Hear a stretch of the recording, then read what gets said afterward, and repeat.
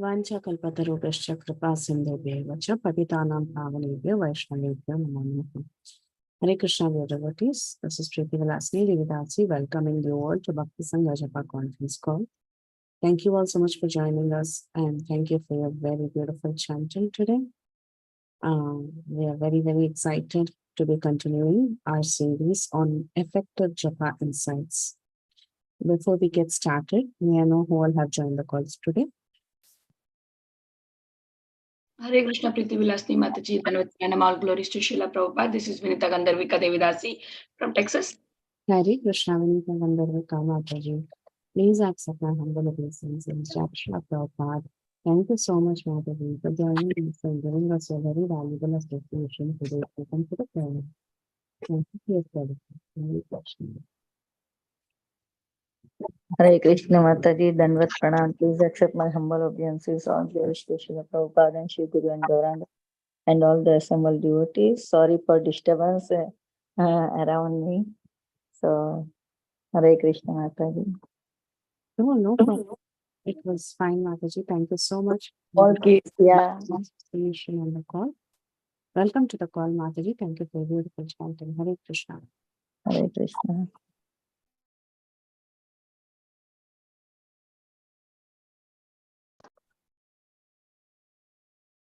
Is there anyone else who would like to introduce themselves?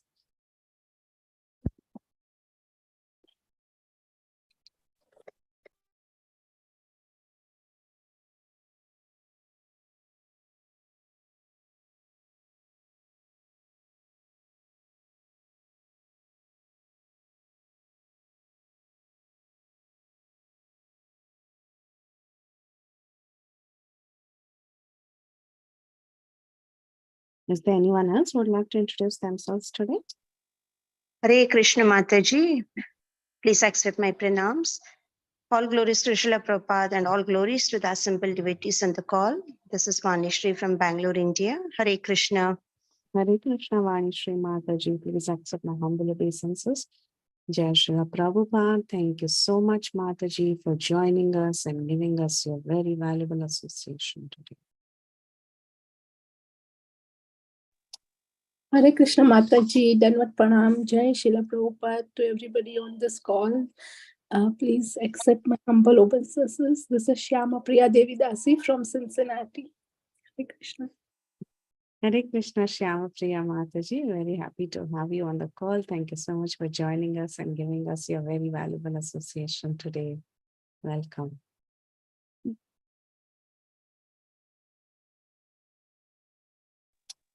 Hare Krishna Mataji, Dhanvat Pranam, all glories to Srila Prabhupada, all glories to all Guru Maharajas, all glories to the assembled devotees. This is Shiromani Nandarani Devidasi from Krishna Kathadesh. Hare Krishna Mataji, thank you so much. Hare Krishna, Shiromani Nandarani Mataji. Very, very happy to have you on the call. Thank you so much for joining us and giving us your very valuable association today.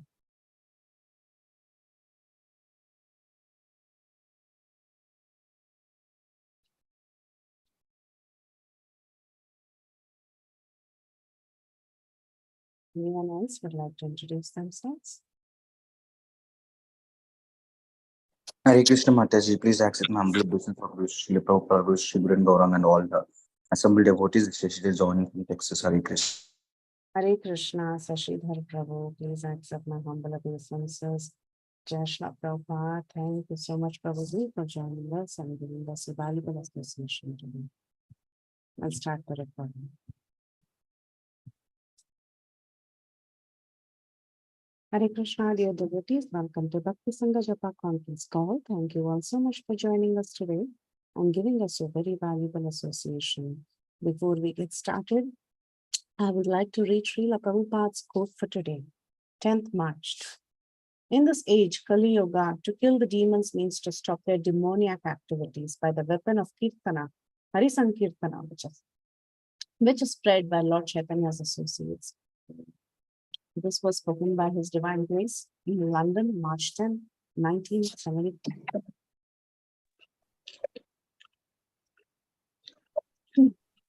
Thank you all dear devotees for joining us today and giving us your very valuable association. Today, we are very, very happy to have His Grace Sacipran Gaurahari Prabhu with us. And Prabhuji will be enlightening us on this very nice series, which is Effective Japa Insight series. And he will be talking on the 7 perfections of the Holy Name. So thank you so much, Prabhu. You can now take over the call. Grateful for your association. Hare Krishna.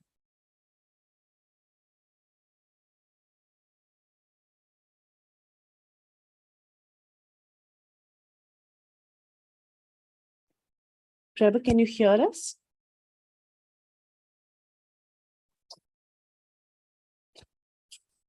It looks like he can't hear us.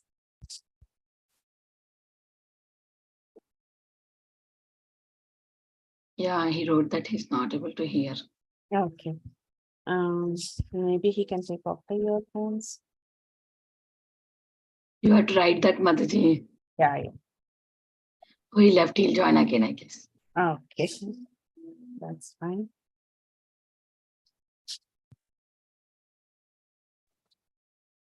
Hare Krishna. Yes, Mataji. Welcome to the conference call. Hare Krishna. Mataji. Thank you so much. Hare Krishna.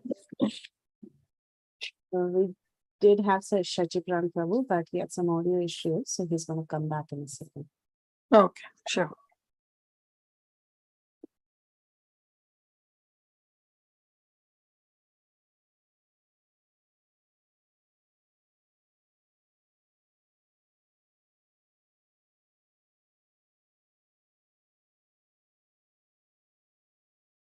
Okay, Prabhu's back. Again, Prabhu, can you hear us? I think we can go without the earphones if that would help.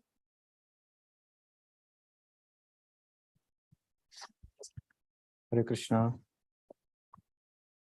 Yeah, we can hear Hare you. Krishna Mataji, sorry, I'm not able to hear anyone.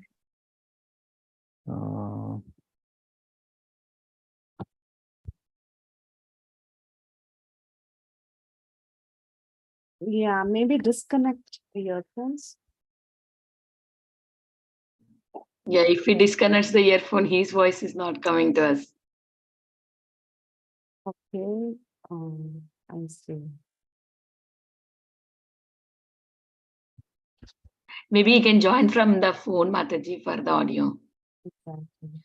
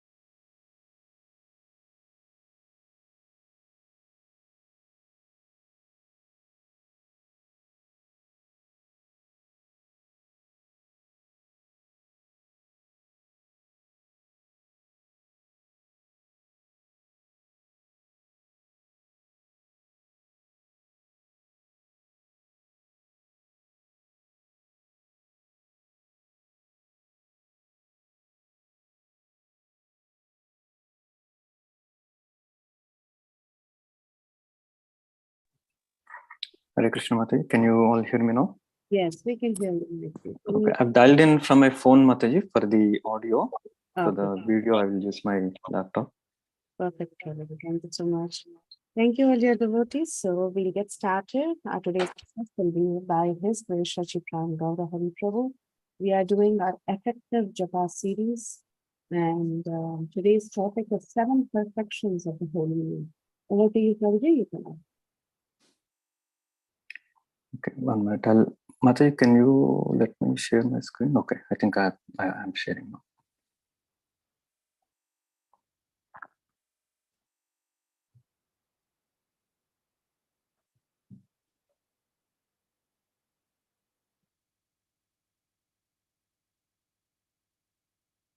Can somebody confirm if my screen is visible? Yes. Okay. Thank you all dear devotees for giving me this opportunity, and I sincerely apologize for the audio issues in the beginning. I seek blessings from all the assembled Vaishnavas so I can speak few words and glorify the holy name and If it helps you all even a little bit, I will consider this attempt a success. And whatever I'm presenting today, it is something that I've heard and read from our superiors. So all the credit goes to them. If you all can pray and bless me, that's all I wish from all of you. We'll start with Mangalacharan prayers. Om Agnanatimirandasya Gnananjana Shalakaya Chakshurunmilitam Yena Tasmai Shri Gurave Namaha Shri Chaitanya Manobishtam Stapitam Yena Bhutale Swayam Rupa Kadamahyam Dadati Swapadantikam Vandeham Shri Guroho Shri Yuta Padakamalam Shri Gurun Vaishnavamscha Shri Rupam Sagrajatam Sargana Raghunathanvitam Tam Sajivam Sadvaitam Savadutam Parijana Saitam Krishna Chaitanya Devam Shri Radha Krishna Padan Sargana Lalita Shri Vishakantamscha Namo Om Vishnu Padaya Krishna Preshnaya Bhutale Srimate Bhaktivedanta Swaminiti Namine Namaste Saraswati Deve Gauravani Pracharine Nirvishesha Shunyavadi Paschatya Deshatarine Vancha Kalpatarupyascha Kripa Sindhubhyevacha Patitanam Pavanebhyo Vaishnavebhyo Namo Namaha Namo Mahavadanyaya Krishna Prema Pradayate Krishnaya Krishna Chaitanya Namine Gauratvishe Namaha He Krishna Karuna Sindho Dinabandho Jagatpate Gopesha Gopika Kanta Radha Kanta Namostute Tapta Kanchana Gaurangi Shri Radhe Vrindavaneshwari Vrishabhanuste Devi Pranamami Haripriye Jai Shri Krishna Chaitanya Prabhu Nityananda Shri Advaita Gadadhara Srivasadi Gaura Bhakta Vrinda Hare Krishna Krishna Krishna Hare Hare Hare Rama Rama Rama Hare Hare Hare Nama Eva Kevalam Kalavnasteva Katiranyata Mukam Karoti Vachalam Pangum Langayate Girim Yat Krupatamaham Mande Shri Gurum Dinatarina Paramananda Madhavam Shri Krishna Chaitanya Ishwaram. Hare Krishna. So all this series is on the holy name Japa, how we can improve our Japa. So I wanted to talk today on the topic of some perfections of the perfections that the holy name can bestow on us.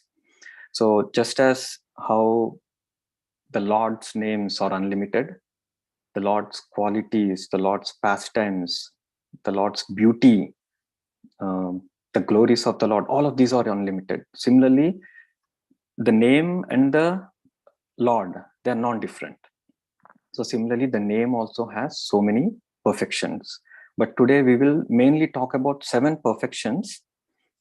Knowing these, so the question may be, what is the benefit in knowing this? So by knowing this, we will be able to develop some attachment to the holy name. In Kali Yuga, as all of us know, holy name is the only shelter. Without holy name, there is no way we can get out of this material world, especially for Kali Yuga. Yes, there are other means also, but they are very difficult. It's almost impossible to perform other activities in Kali Yuga. So holy name is our only shelter. So we'll start with the discussion. So in the Chaitanya Charitamrita, Srila Sanatan Goswami approaches Mahaprabhu seeking instructions. Sanatan Goswami, it is explained that Srila Sanatan Goswami, with a straw in between his teeth, in a very humble mood, approached Sri Chaitanya Mahaprabhu, fell at his feet, clasped his feet, showing his humility. He asked Sri Chaitanya Mahaprabhu, he said, "Oh Mahaprabhu, I don't know who I am. I don't know why I'm suffering in this material world. And if I don't know this, then how will I get benefited? What is the solution for me? What is my goal? How will I be able to get out of these sufferings?" He says, "Keami kene amai jare tapatrai, iha nahi jane ke mane hitahai."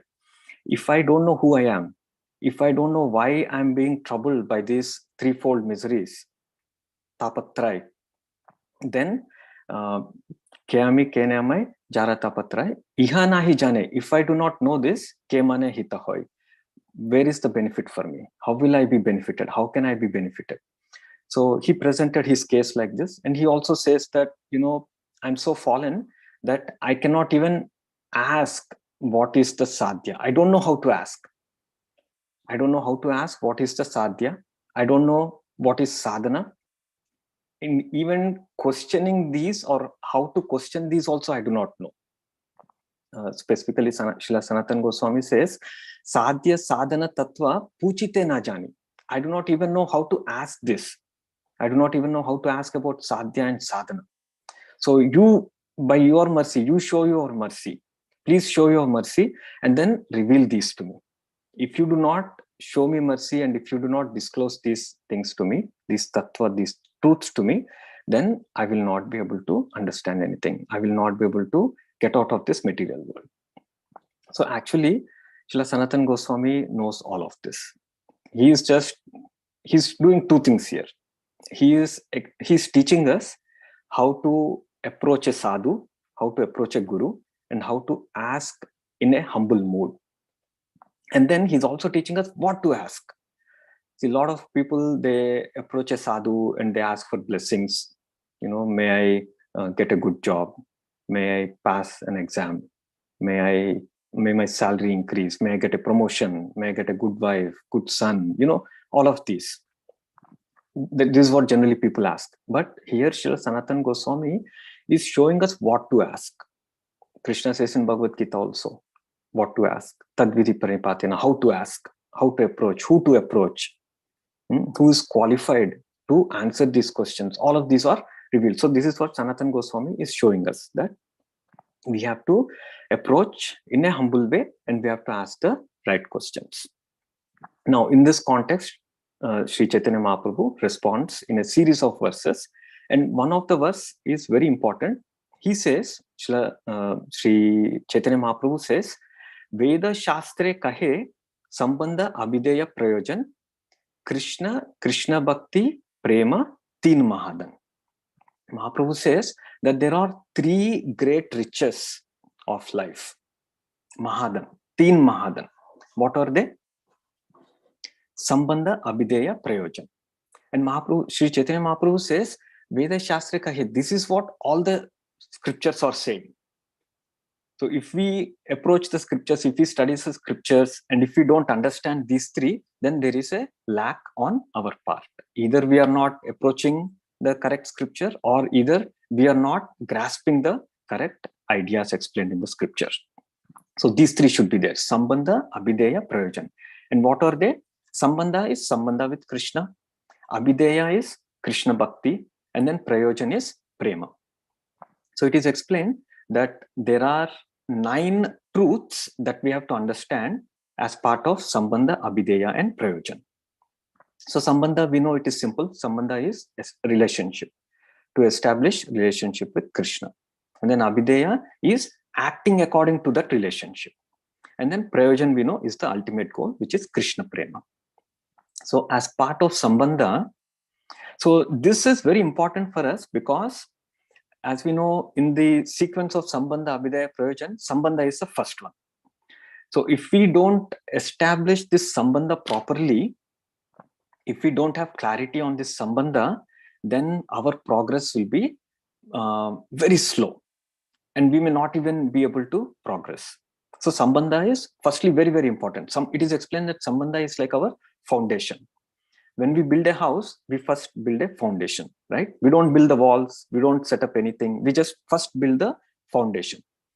And that foundation, depending on how strong the foundation is, that much big the building can be, right? If it's a small house, the foundation is maybe few feet.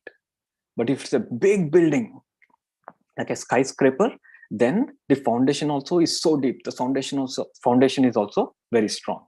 So same way, in the path of bhakti, for all of us, Sambandha is the foundation.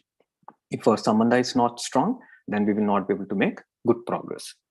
So as part of Sambandha, it is explained that there are 7 truths that we have to understand. What are they? First is Krishna. Who is Krishna? Who is the Supreme Lord? I know there is a lot of content to discuss, so I'll try to not go into deep. Actually, these topic I've discussed it few times in the past, and it was over at least 4 or 5 sessions. But this, I'm compressing all of this into just 1 hour session. So I may be not going into deep subject matter, but I'll try to highlight as much as possible. So as part of Sambandha, we have to understand 7 truths. The first one is Krishna. Who is Krishna? Why is he the Supreme Lord? All of these concepts are explained as part of understanding Krishna. And then the potencies of Krishna, the various energies of Krishna.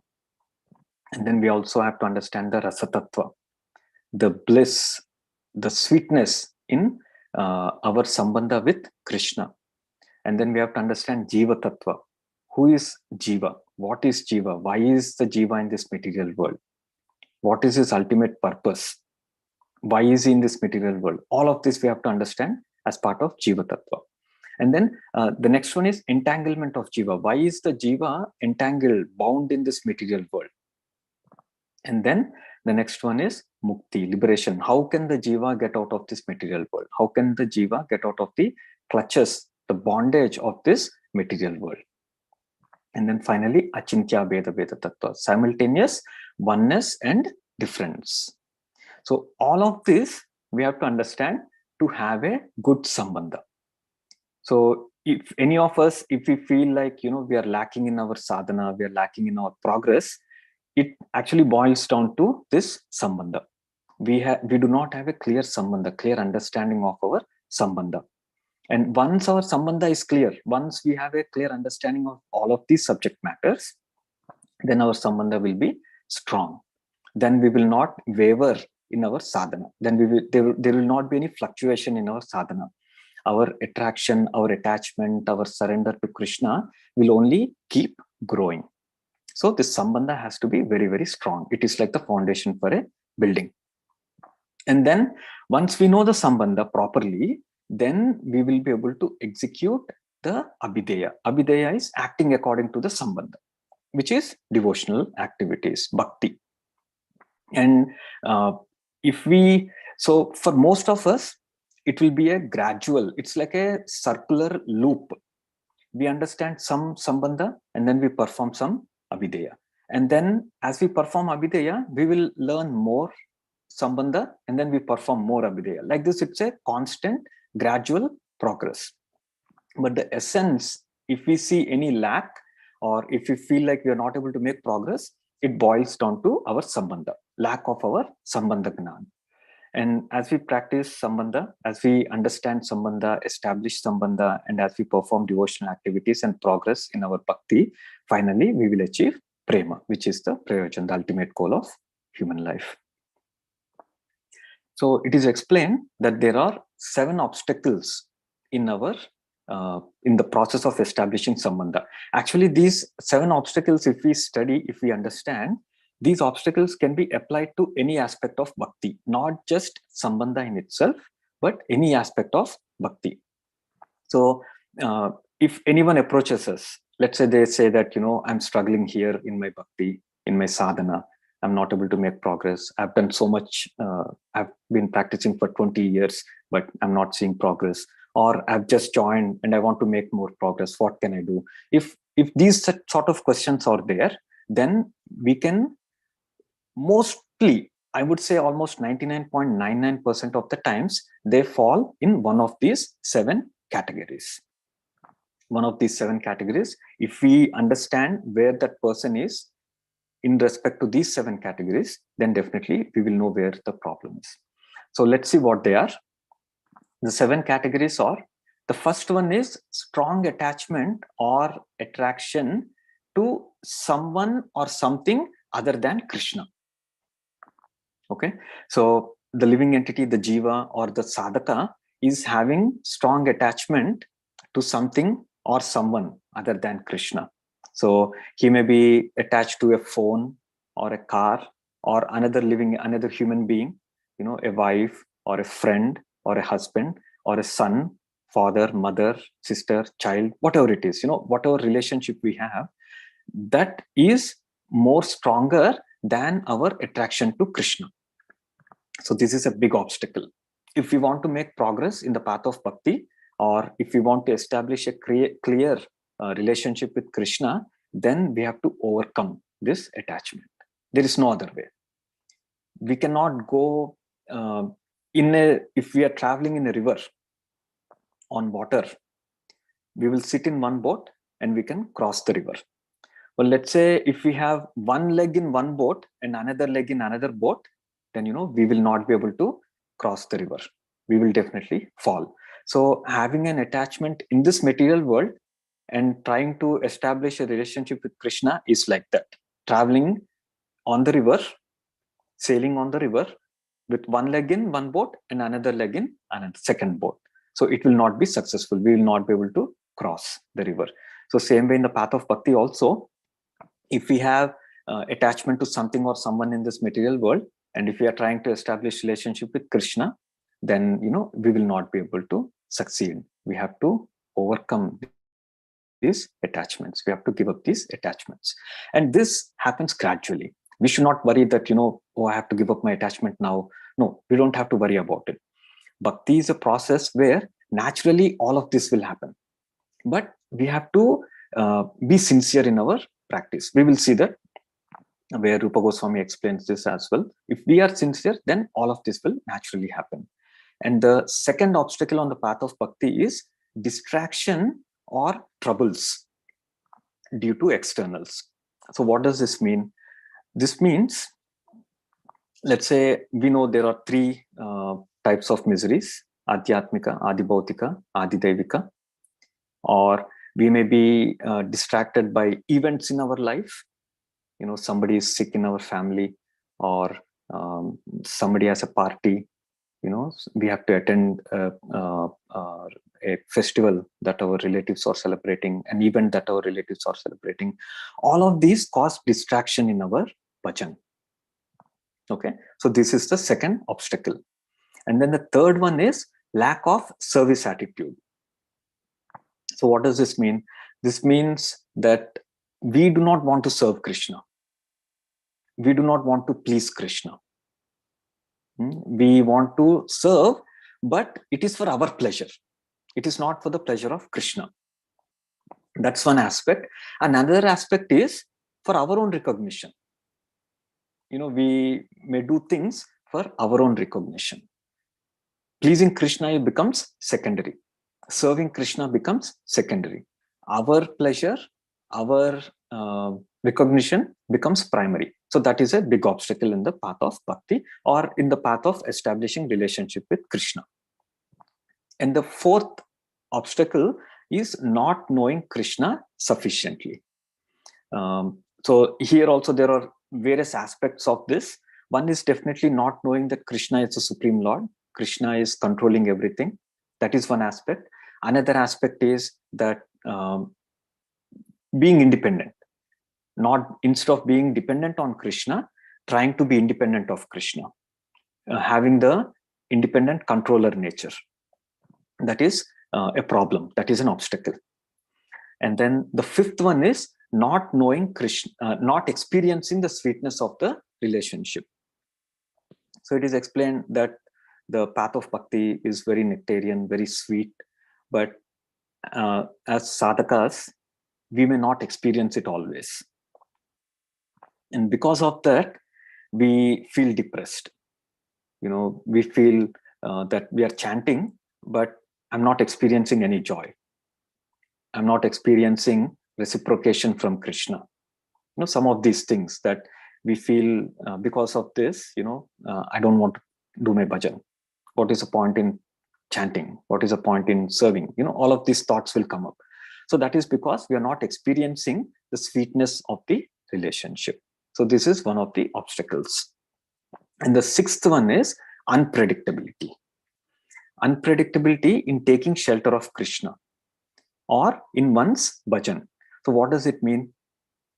So sometimes we are taking complete shelter of Krishna. We are completely dependent on Krishna, but other times we are not. So when there is sorrow, we immediately turn to Krishna.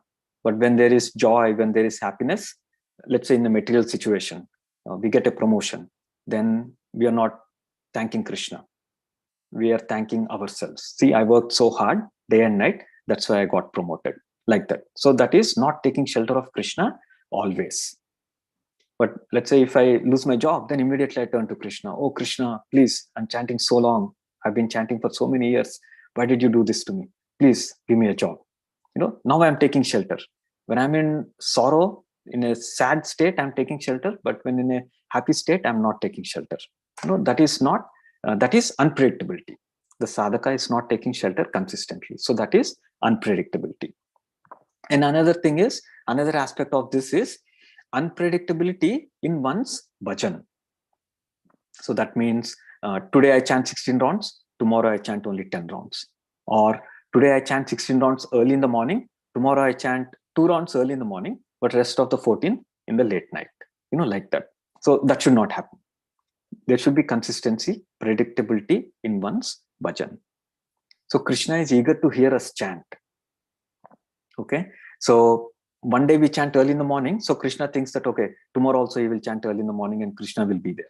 But then we are not chanting. So that is unpredictability. We are not consistently there to answer Krishna, to reciprocate with Krishna. That is the unpredictability. And then the last one is selfishness. This is basically desire for happiness independent of Krishna. This is, so these 7, they overlap little bit across each other, but these are the high level categories. If we see anybody having problems in progressing on the path of bhakti, they fall in one of these categories. And our acharyas say that we have to overcome all of these 7 obstacles. To progress on the path of bhakti, we have to overcome all of these obstacles. Without that, we will not be able to reach the ultimate goal. So it is important that we make sure we understand the problems in our life and understand the solutions also. So the solutions are given in Sri Shikshashtakam. The solutions specifically, they are given in the first verse of Shikshashtakam. Shikshashtakam, we know we have Bhagavad Gita, Bhagavatam, Chaitanya Charitamrita. We gradually study these scriptures. And within Shikshashtakam, within Chaitanya Charitamrita, in the 20th last chapter of Antyalila, Shikshashtakam is present. But actually Shikshashtakam was actually documented by Srila Rupa Goswami even before Srila Krishnadas Kaviraj Goswami documented in Chaitanya Charitamrita. But Shikshashtakam in itself is a scripture. It's it's lot of all philosophy, all devotional qualities, all rules, all regulations, everything is embedded in this Shikshashtakam, in the 8 set of verses that Sri Chaitanya Mahaprabhu gave. And specifically the first verse. The first verse gives us solutions for all of these 7 obstacles. So I know we don't have much time, so I will quickly go through these slides. So Shikshashtakam is so rich in content, subject matter, that our acharyas have categorized or classified this Shikshashtakam in various ways. In the path of bhakti, there are 3 stages, Sambandha, Abhideya, Prayojan, that we were discussing earlier. So it is explained that the first 5 verses of Shikshashtakam talk about Sambandha. And all the 8 verses talk about Abhideya. And the last 3 verses talk about Prayojana. And then there is another classification also. It is explained that the first 6 verses talk about Sadhana Bhakti. And within that, we know there are 2 in sadhana. There is Vaidhi sadhana and Raganuga sadhana. So in the first 5 verses talk about Vaidhi Bhakti, and the 6th verse talks about Raganuga Bhakti. And then the 7th verse talks about Bhava Bhakti, and then 8th verse talks about Prema Bhakti. So this is a classification that our acharyas have explained within Shikshashtakam.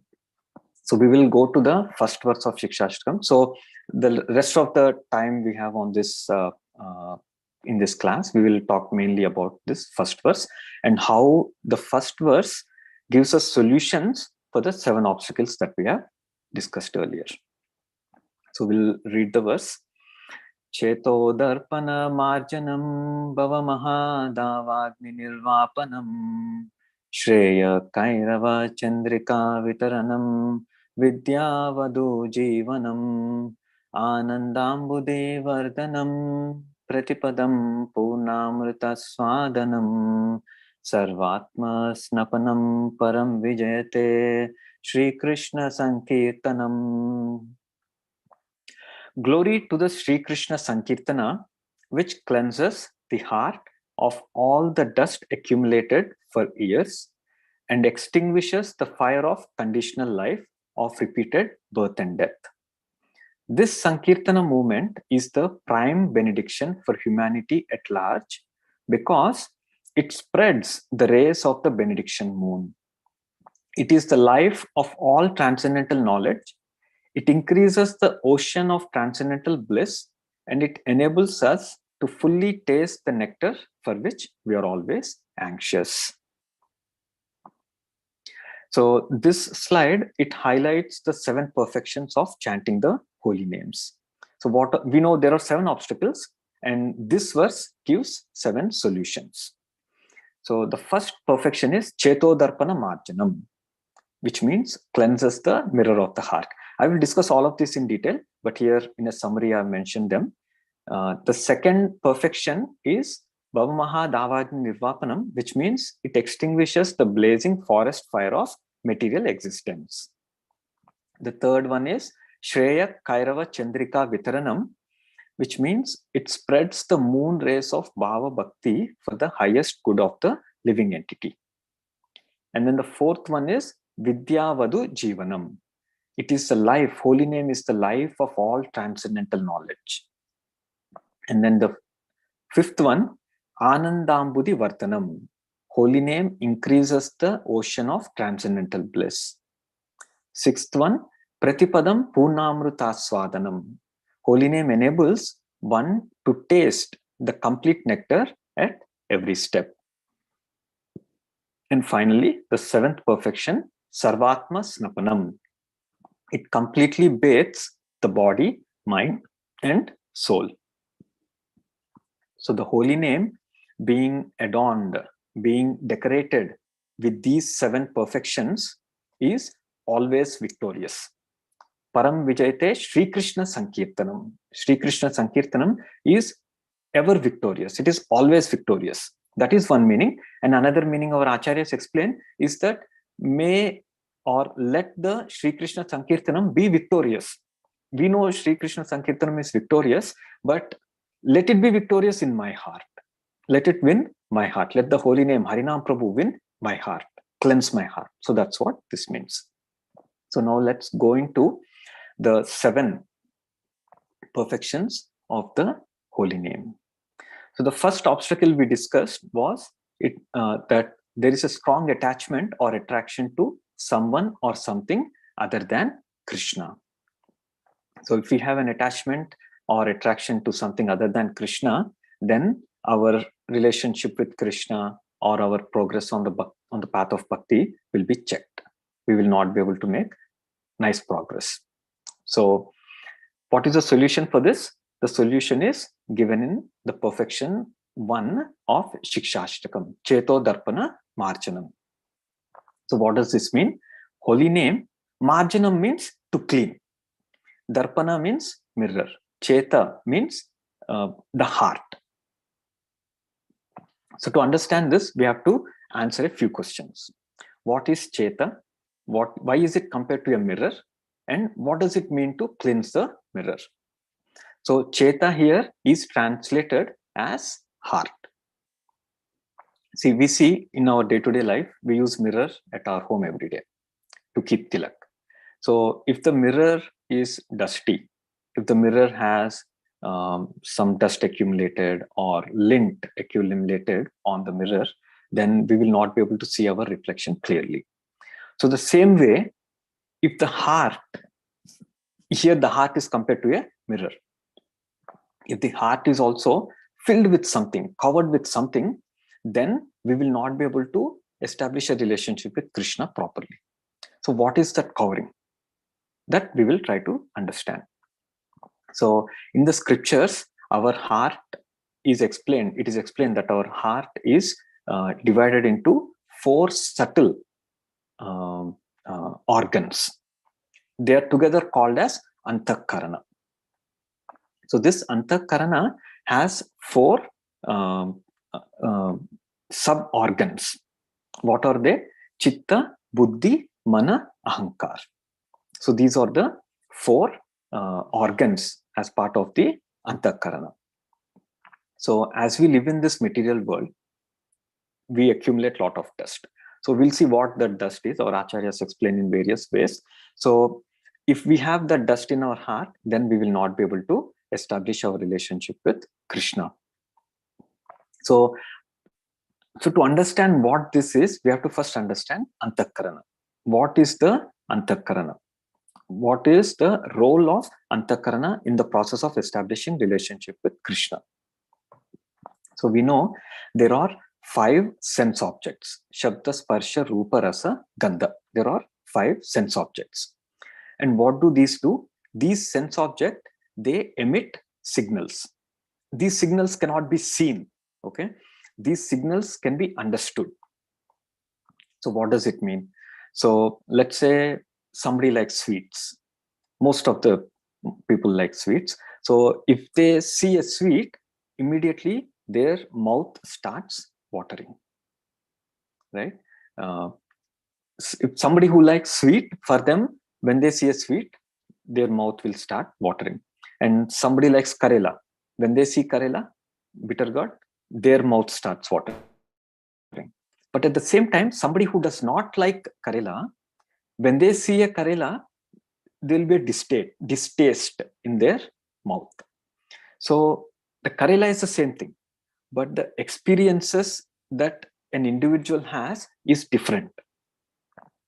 Karela is emitting the same signal. All the objects emit signals. That is why there is an attraction. Whether it's a sound, or whether it is taste, or whether it is form, whether it is touch, whatever it is, or smell, whatever it is, every object emits signals. So these signals are converted into emotions. So when a rasgulla is there, it generates a sweet taste in my mouth. That is an emotion. I feel joy when I see rasgulla because I can eat and I can relish the sweetness.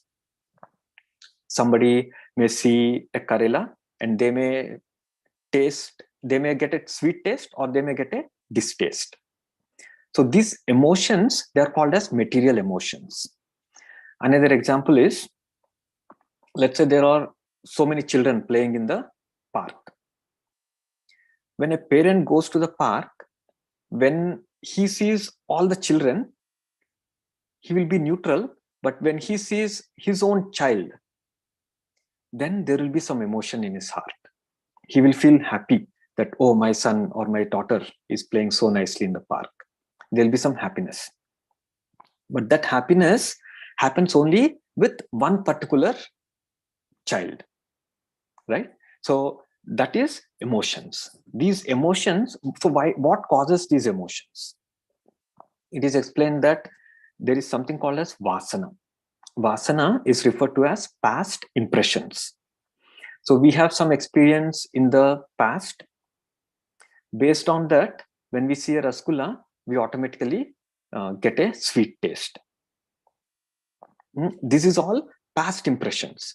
Let's say if we have a bad experience eating rasgulla, then when we see a rasgulla again, we will have a bad taste.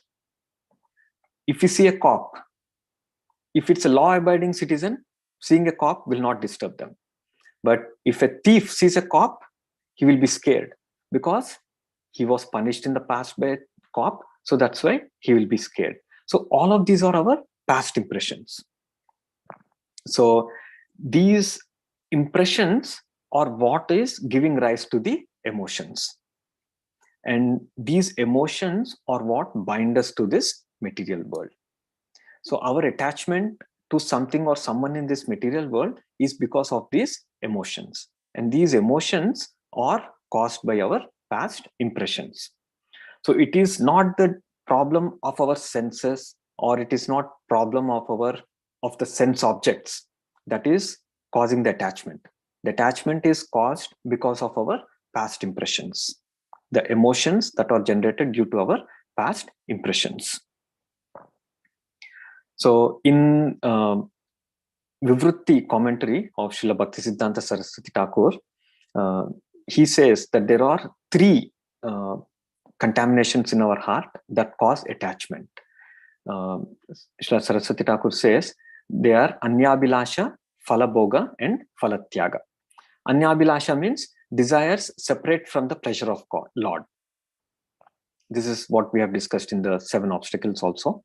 And then Falabhoga. Falabhoga means the desire to enjoy the fruits of our activities. Whatever activity it is, we have the desire to enjoy independent of Krishna.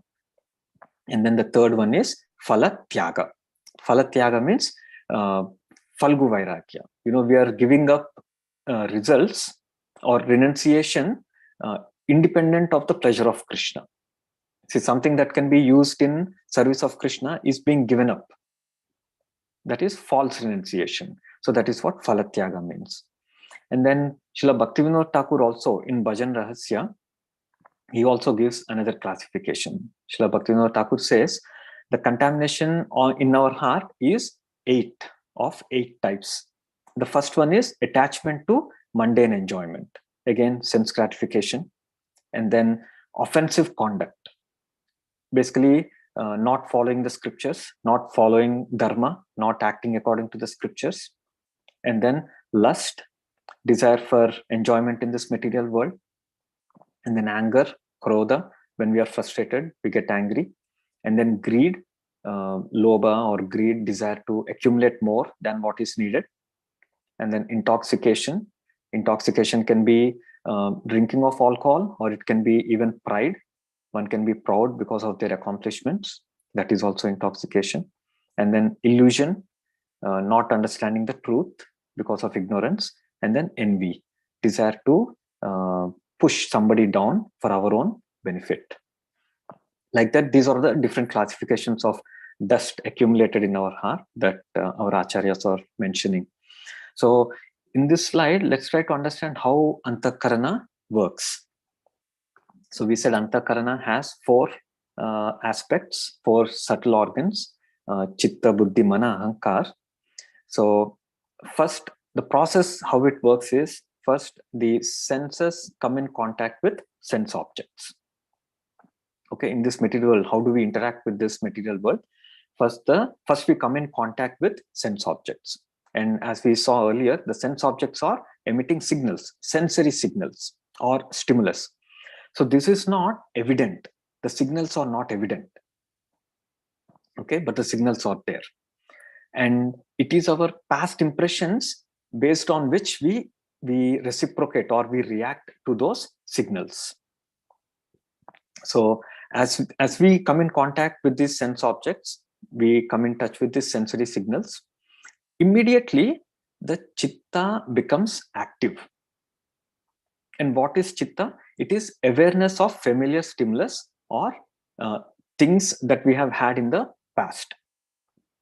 So if we see, let's say when we first came to the US, we may have seen something that we have not seen in India. When we see an object for the first time, we don't know how to react. We don't know how to reciprocate. Okay. But if we have already interacted with that object in the past, then we are aware how to react. So that awareness comes because of chitta. Okay. Now, once we became aware, that once we know that this is something that I've experienced in the past, then immediately the chitta activates buddhi. Buddhi means intelligence. Now, buddhi goes back through the past records. What were our experience in the past? What were our impressions in the past? So all of this is like a database. In IT, we understand database where we can store millions and billions of records. But this database that we're talking about is even humongous. almost unlimited, because all of us have gone through unlimited number of lives in the past. So every life we are accumulating new impressions. So the buddhi goes back through our past impressions, past vasanas, and it gets details of what was our experience in the past, and then it activates the mind, the mana. And what does mind do? Mind again travels through our past impressions and finds out what was our feeling in the past when we came across this particular stimulus, particular sensory signal. Okay, so mind finds the corresponding feeling, and then it sends it to ahankar. Ahankar connects the feeling to ourself, and it makes us experience the emotion. Okay, so this is a very deep science. It is explained very nicely in Bhagavatam, but I have summarized, or in a concise way, I've put it here.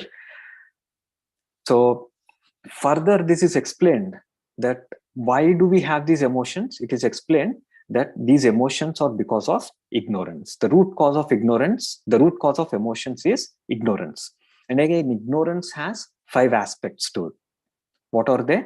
First is avidya, not knowing who we are, not knowing our duty, not knowing our responsibility or activity in respect to this material world and in respect to the Supreme Lord. All of this avidya. Because of avidya, we hanker or we harvest these emotions in our heart. And then there is asmita. What is this asmita aspect of ignorance? Asmita aspect of ignorance, it covers certain impressions. So the example that is given is, let's say if I'm an animal in the past. So as an animal, I may be eating grass, like let's say a cow or a horse is eating a grass in the previous life. Now in the next life, when we take birth as a human being, if I start acting like an animal, it will be ridiculous. It won't make sense. So that's why this asmita aspect of ignorance, it actually covers the impressions, or it reveals only those impressions pertaining to the current body. I may have had various lives where I spent as a bird, animal, insect, plant, and in those lives I may have captured some impressions. So those impressions will be hidden from me. Only those impressions that are pertinent to the current body will be highlighted as part of this asmita. And then because of that, there is raga and dvesha. When I have an impression, I'm attached raga, I develop attachment to something that I like, and I develop dvesha, hatred towards something that I don't like. So this is also ignorance. Raga, dvesha is also ignorance. And then finally, there is abhinivesh. Abhinivesh means complete absorption. Tadatma, thinking as if we are experiencing the happiness or the joy. Seeing a rasgulla gives us happiness, and we think that by eating the rasgulla, I will experience happiness, I will enjoy. So that is the concept of this abhinivesh. It makes us tadatma. It makes us one with that emotion. It makes us as if we are feeling that emotion. So what is the solution? The solution is given in Bhagavad Gita, chapter 7, verse 28. Krishna says, Eshantva antagatam papam jananam punya karmanam te dvandva moha nirmukta bhajante mam drudavrata. So Krishna says that Eshantva antagatam papam, those who have stopped performing sinful activities, jananam punya karmanam, those who have acted piously in the previous lives, and te dvandva moha nirmukta, they are freed from dvandva moha. We were discussing raga and dvesha, that is the dvandva moha.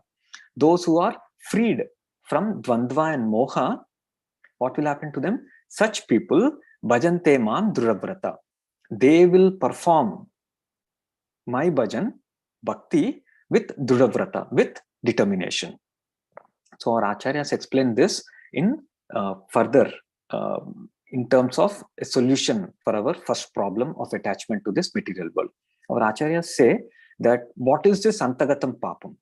So this papam here is not sinful activities. Papam here refers to vasanas. our past material impressions, the impressions that are causing us to be attached to this material world. Okay, so that is the papam that Krishna is talking about really. And antagatam papam means putting an end to these vasanas. So how do we put an end to these vasanas? That is given in the second line, which is punya karmana. So what is this punya karmana? Generally, punya karma, people understand punya karma as pious activities, but actually that is not correct. It is devotional activities. See, we can understand this very easily. Let's say if somebody does not like Karela, bitter gourd, because it is bitter, they don't like. Now, by eating rasgulla, a sweet, can they forget Karela? No, they cannot.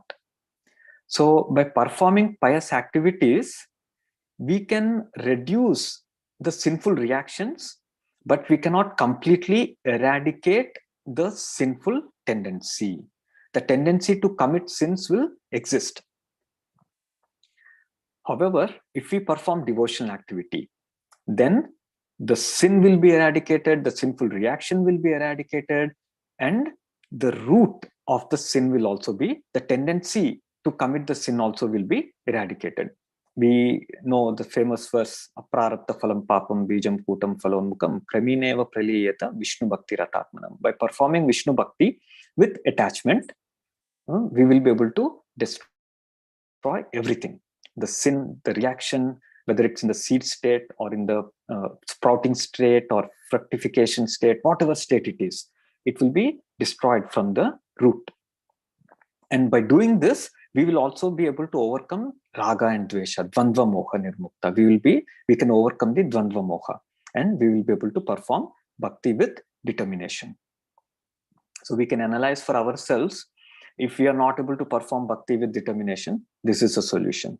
That we are continuing to perform sinful activities or activities not favorable to the path of bhakti, which is, in a way we can say that is also sinful. It may not be sinful according to dharma, but according to bhakti, it will become sinful because it is not for the pleasure of Krishna.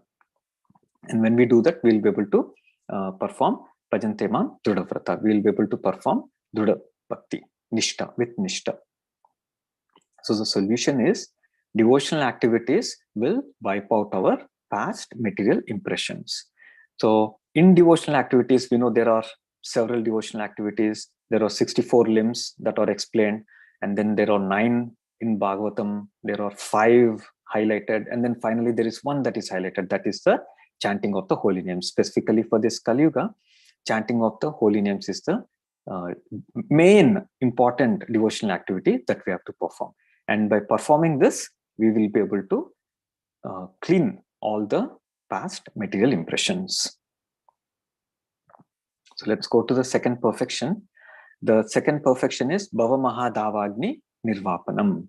Holy name stops the miseries of blazing fire of material existence. And what is this giving solution for? This is giving solution for distraction or troubles due to the externals. So what is this blazing fire of material existence? This we can understand by studying the teachings of Sri Brahma, Lord Brahma. Because Lord Brahma is the creator of this material world. So to understand this material world better, who should we approach? Obviously, if we approach Lord Brahma, who is the creator of this material world, we will be able to understand what this means, the blazing fire of material existence. We will be able to understand from Brahma. And this is explained in the 3rd canto of Srimad Bhagavatam. In the 3rd canto of Srimad Bhagavatam, Lord Brahma offers various prayers to Lord Vishnu. And in that context, Lord Brahma actually expresses sorrow because he understands that he's going to create the material world. And he understands that in the material world, the living entities will suffer. They have to go through so many difficulties, so many problems, so much suffering. And in that, he expresses that he's disturbed because thinking of the condition of the material existence of the living entities. So in that context, there is one beautiful verse. Lord Brahma says, Kshutrutridatu birima muhuradyamana Shitoshna varashay ritare Kamagninachutarusha sudurbarena Sampashyato mana urukramasidate me. So Lord Brahma says, in this verse, so this verse really encompasses all difficulties that the living entity has to go through in this material world. So what are they? The first one is kshut, which means hunger. And then the second one is trit, which means thirst. And then tridatubir. Tridatu means kapavata pitta. Due to the imbalances of kapavata pitta, according to the Ayurveda, we understand this, that there is disease condition. So this is tridatubi. Ima muhuradyamana. So all of them, muhur means always, adyamana means troubled or perplexed. So the living entity is perplexed with all of these difficulties always. It's not just this, there are more. Shita, which means cold. Ushna, which means hot, summer. Vata, which means wind. Varsha, rain. And then itaretaracha. Itara means other living entities. And then there is kamagni, lust which cannot be satiated. And then achyuta rusha. Rusha means anger. It is prefixed with achyuta. Achyuta means very great, infallible, indefatigable, defeatable anger. Anger that cannot be controlled, that cannot be subsided. We have to go through all of this. Just sudurbarena. These are very, very unbearable, very difficult to bear all of these difficulties. Sampashyato mana urukrama sidate me. Thinking of this, my mind is disturbed. I'm feeling sad. I'm feeling sorrow for the living entities. So if you see this verse, there are three miseries, Adhyatmika, Adidevika, Adibhotika. All of those are clearly explained in this one single verse. So that's why this verse is highlighted as part of this Bhava Maha Dhavagni Nirvapanam. So now, we said that Harinam is a solution for this. So how does Harinam give a solution for this? It is by generating taste in our heart, by developing absorption in the path of bhakti. So this we can understand easily. See, especially in the IT world, when there is a go live, the resources, the developers, the development team, the deployment team, the admins, they work continuously. And I know there are projects that have deployment that go for several days. And at that time, there are people that work almost 24 hours non-stop. Sometimes they don't even eat. They just drink some water and then they just continue to work. And also, we know video games. In the few years back, when there were some popular video games that were released, there were kids and there were adults also who died because they were playing the video game continuously. Especially, I think in China, there were some kids that were playing for 5-6 days continuously. They forgot everything. They forgot eating food. They were so absorbed in that video game that they forgot themselves. They were just playing continuously and they died. So that is absorption. So if material things of this material world can generate absorption, taste in our heart, then why not spiritual activities? And specifically, why not the holy name? Because holy name is the solution for this Kali Yuga, for this age. So holy name, by generating taste in our heart, will help us overcome this blazing fire of material existence. So how does this happen? How do we get the taste? That Srila Rupa Goswami explains in Nectar of Instruction, verse 7. All of us know this verse. This is a very popular verse. Syat Krishna Nama Charitadi Sitapya Vidya Pittopatapta Rasanasya Narochikanu Kintu Adarad Anudinam Kalusaiva Jushta Swadvikramad Bhavati Tadkada Mulahantri. So there are few important words in this verse that I want to highlight. So firstly, we know when there is jaundice, Srila Prabhupada explains this very nicely. When somebody has jaundice, for them, a taste, sugar candy tastes bitter, right? So same way for us, when we are afflicted with ignorance, avidya, when we are afflicted with ignorance, we will not be able to taste the sweetness of the holy name. Though it is sweet, holy name is sweet, but we are not able to taste the sweetness because of the avidya, because of ignorance. So how do we overcome this? That is given in the third line. Kintu adarat anudinam. We have to do two things. What are they? Adarat, with respect, with care, with attention. And then anudina. We have to do this regularly. Regularly and in a regulated way. When we do this, what will happen? Then gradually. Swadvi jushta saiva jushta kalusaiva jushta swadvi kramad. Kramad means gradually. It does not happen overnight.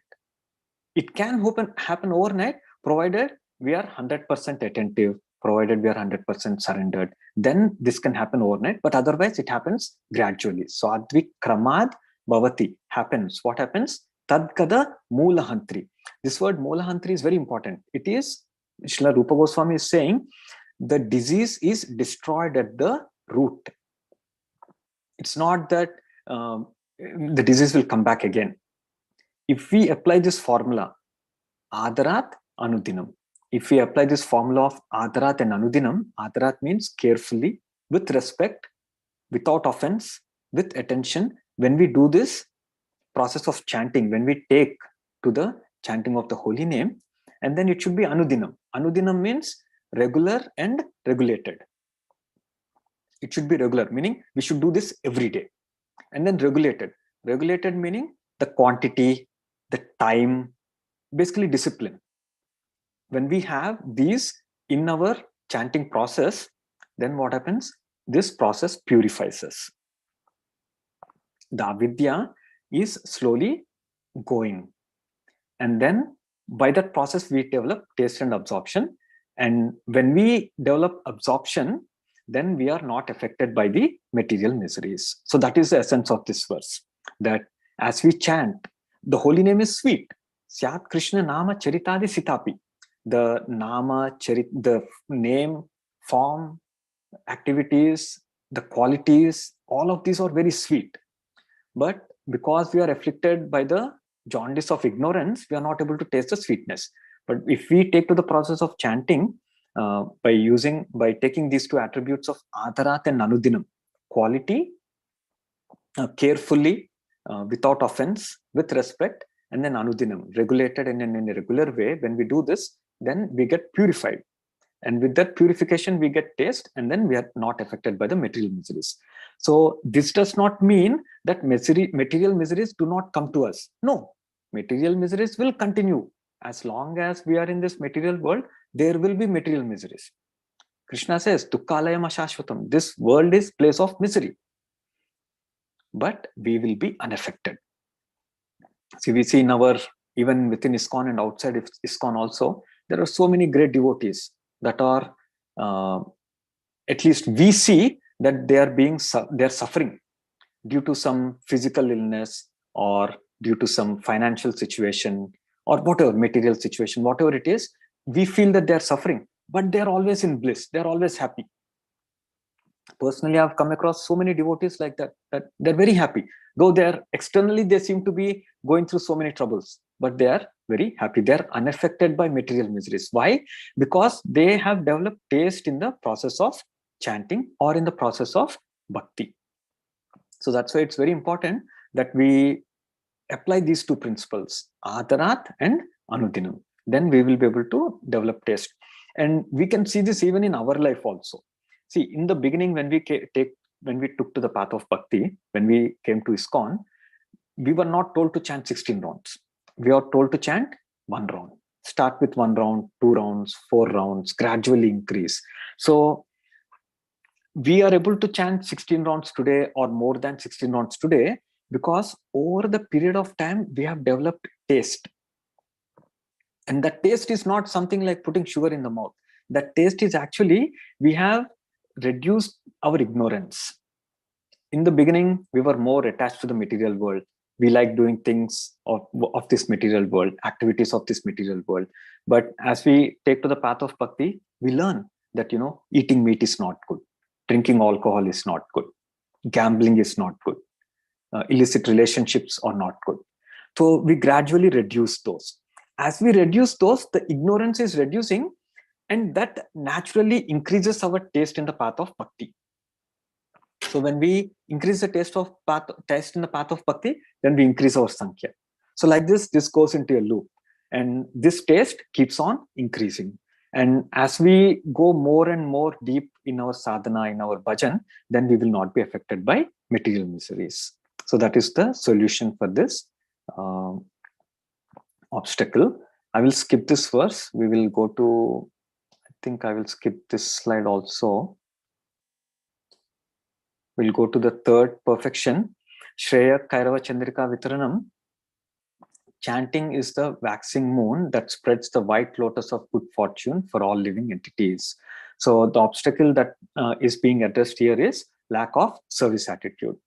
And as we discussed before, the lack of service attitude can be because we don't have desire to please Krishna, or we serve Krishna so that we will be recognized. It is not for Krishna's pleasure, Krishna's happiness. It is for our own pleasure, so that we will be recognized. So this is the lack of service attitude. So the first, in the table below, we see the cooling rays of waxing moon spread good fortune on the night blooming white lotus. So how do we understand that in our context of the chanting of the holy name? So it is explained that the holy name is the moon that spreads auspiciousness in the living entities.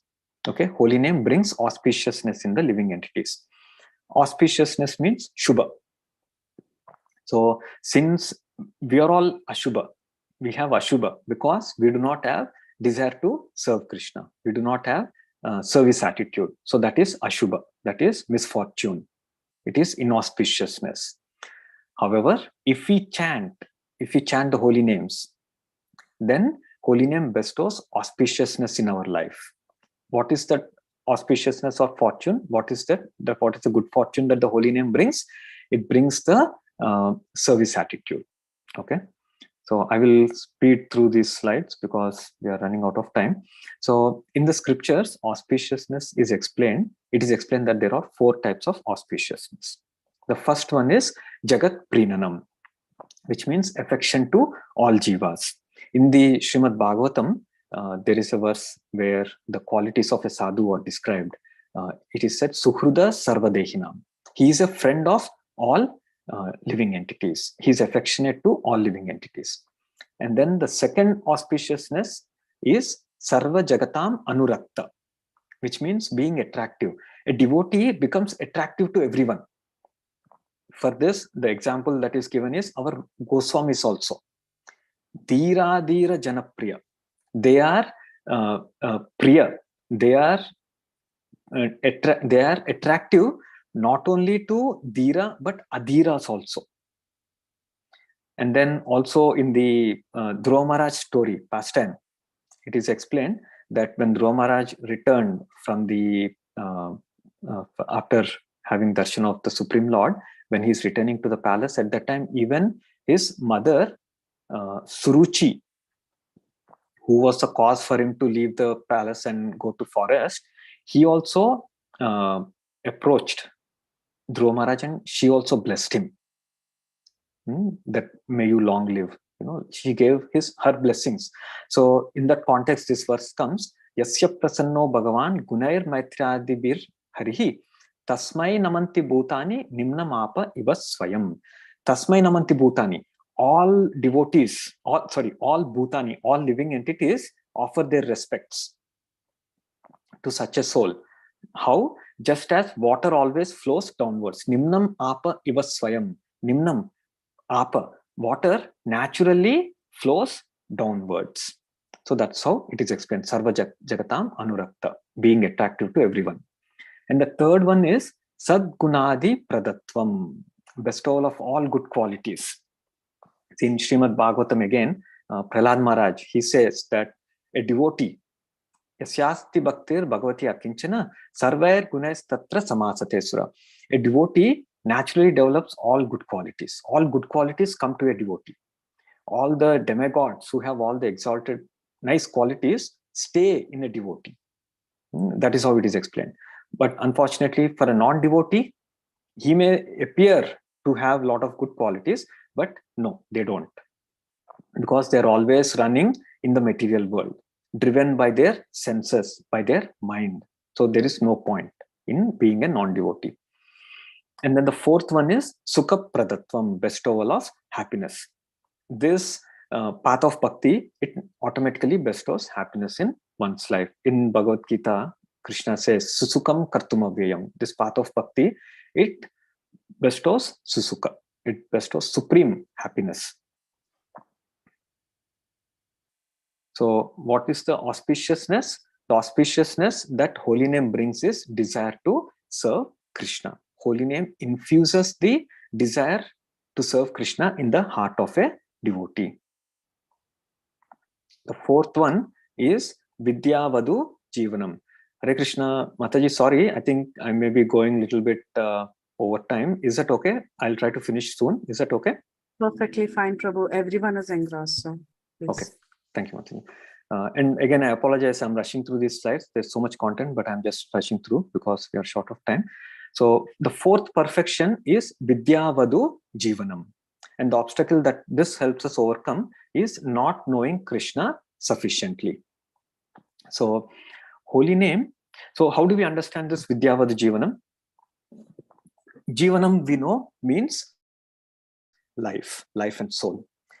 Let's say if there is a wife by the name Vidya and she is chaste.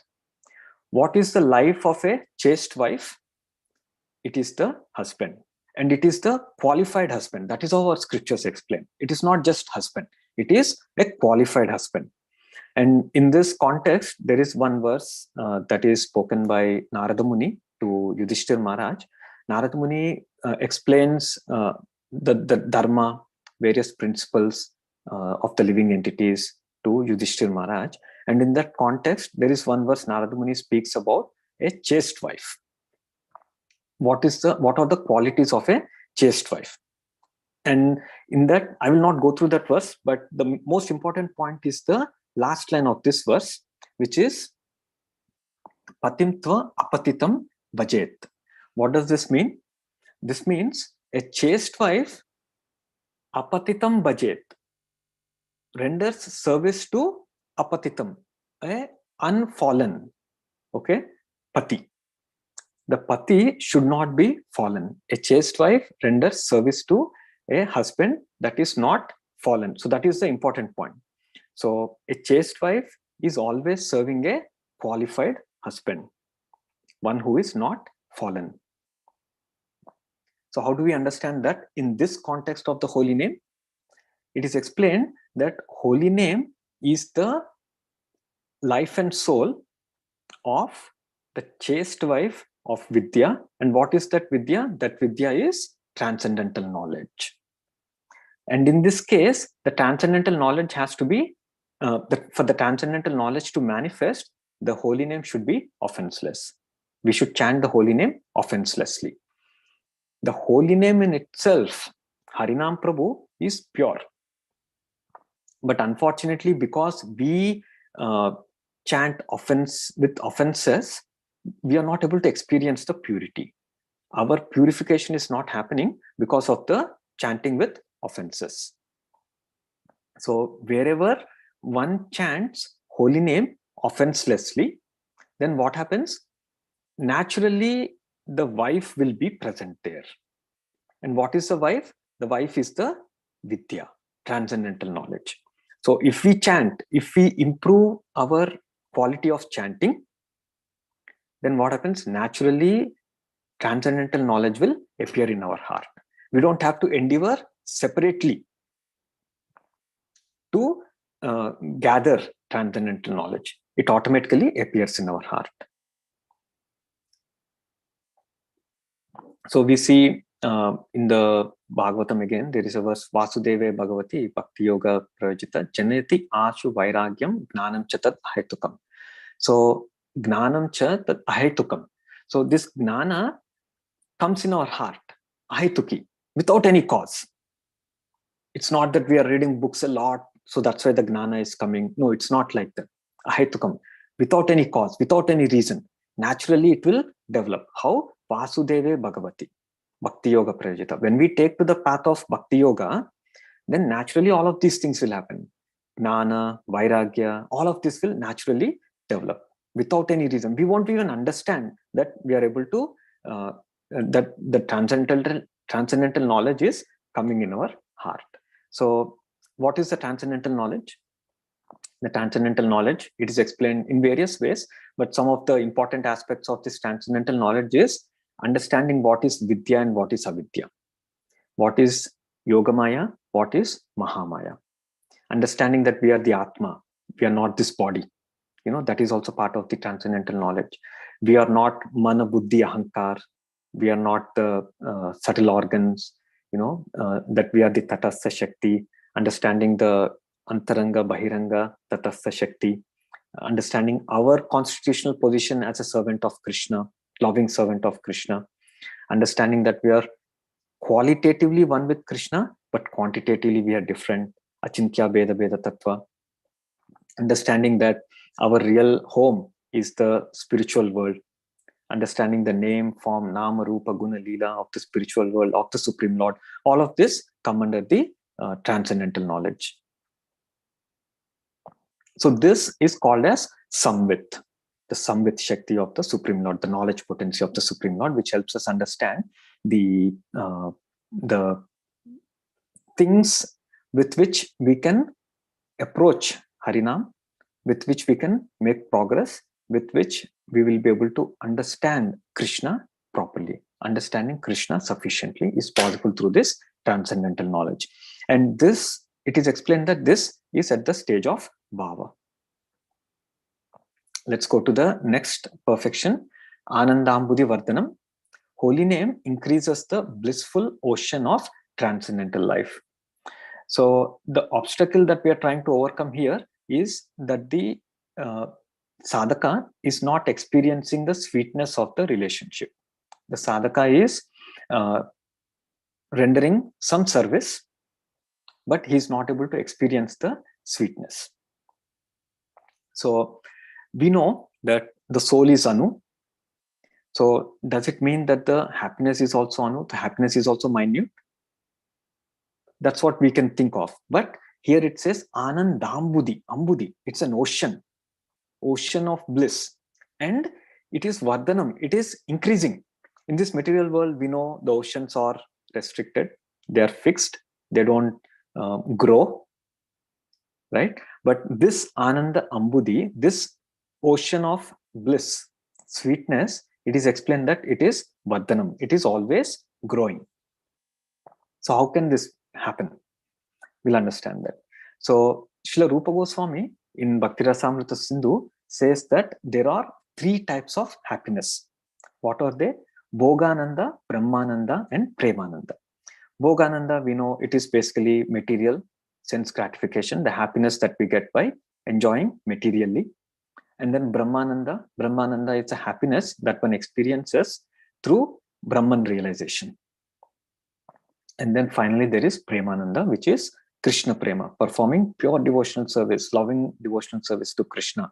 The bliss that one experiences by performing pure devotional service, that is Premananda.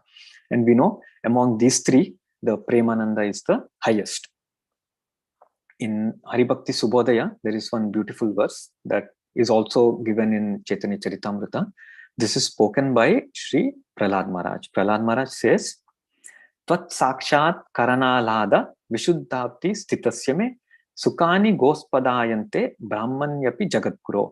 So he says that I have gotten your darshan, sakshat darshan. And now I am situated in such a bliss, vishuddhabdi stitasya me. I am situated in such a pure, blissful state that the sukani gospadayante, the Brahmani. So Brahman realization it appears the bliss or the sukha, the pleasure that is experienced by Brahman realization, it feels like ghost pada, the hoof print of a calf. O Supreme Lord, that is how I am experiencing. Your darshan, your direct darshan is so blissful. Similarly, we see even in the third canto also, where it is explained that the devotees, if there is no service to render to Krishna, the devotees do not even care for Salokya, Sarishti, Samipya, Sarupya, Ekatva. All of these benedictions are useless for a devotee if there is no loving devotional service. Vina Matpada Sevanam Jana. The Lord may give all of these benedictions, but the devotee is not ready to accept. Diyamanam na grananti. The Lord is giving, but na grananti. I don't want it. The devotee does not want it. He only wants pure devotional service to Krishna. And then we see even in the 6th canto of Srimad Bhagavatam, this comes in the context of the discussion between Lord Shiva and Mother Parvati. He says that Svargarpa Varga Narakeshvapi Tulyata Darshinaha Narayana Parasarve. Those who are exclusively devoted to the Supreme Lord, for them, na kutaschana vibhyati. They're not worried, they're not scared, they're not afraid of anything. Whether they go to hell or whether they go to heaven or wherever they are, for them, everything is equal. They are only exclusively devoted to Lord Krishna. Again, this Ananda that we're talking about here is the Adini potency of the Supreme Lord. And this happens at the stage of Bhava platform. I'll skip this slide. I'll go to the 6th perfection. The 6th perfection is Pratipadam Purnamruta Swadanam. And the obstacle that we are trying to overcome here is the unpredictability.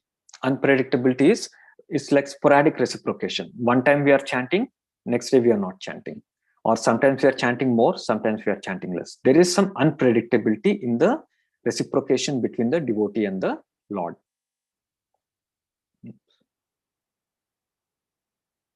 Again, this happens at the stage of Bhava again. And as the sadhaka chants, he gets more and more purified. And his reciprocation with the Supreme Lord becomes predictable. There is continuous reciprocation. And this happens at the stage of Prema. So Sri Bhaktivinoda Thakur, he explains how this process works. Bhaktivinoda Thakur says that the holy name, first it cleanses the heart. And then it bestows good fortune. Like we were seeing in the previous perfections. First it cleanses the heart. And then it bestows good fortune. And then it helps us understand the true knowledge, our constitutional identity. And then we experience bliss. And with that bliss, it keeps on growing. And we are able to taste the complete nectar at every step. So that is how this process works. And in the previous verse, we were saying that it is Anandambudhi Vardhanam. It keeps on growing. And it is Purnamruta Asvadanam. That is what is explained in this verse, Pratipadam. So we know there are 4 main qualities of Krishna: Leela, Prema, Rupa, Venu, Madhuri. All of these qualities of Krishna are ever increasing. We know Krishna is performing Leelas, unlimited Leelas in an unlimited ways. So all of these qualities of Krishna are just increasing. So that is why the devotees also, his bliss is also increasing. Because Krishna is performing new Leela, the devotee learns and the devotee's bliss increases. And Krishna performed another Leela. Like this, it goes in an infinite loop. So that's why it is Vardhanam. It keeps on increasing. It is not limited. And it is Pratipadam. Every step is blissful. It is not that, it is only blissful now. It will be sour later. It will be bitter later. It's not like that. Every time, always it is sweet in nature. So in this context, there is one nice verse that comes in Srimad Bhagavatam, 1st canto, where the sages are requesting Sutta Goswami to speak. In that context, they tell Sutta Goswami that you don't worry that we will be tired. You just keep speaking. Don't stop. Swadu, swadu, pade, pade. They say that every step, every word, every moment, every narration, we are simply experiencing bliss. Swadu, swadu, pade pade. We are experiencing so much sweetness. So we are relishing it. So you please continue to speak. You don't worry about us being tired. But unfortunately, in our case, at least in my case, if the class goes on longer, I feel tired. I don't have interest to stay longer. That is the difference between devotees and sadhakas. Devotees, they experience bliss. They don't mind sitting and hearing for hours. So that is the difference. And this happens at the stage of prema. The last perfection is sarvatma snapanam. Sarvatma snapanam means holy name bathes the body, mind, and the soul, and it gives a cooling effect to everyone. So what does this mean? In summer, when we take bath, we feel very refreshed. We feel refreshed externally and we feel refreshed internally also. So that is what Sarvatma Snapanam does.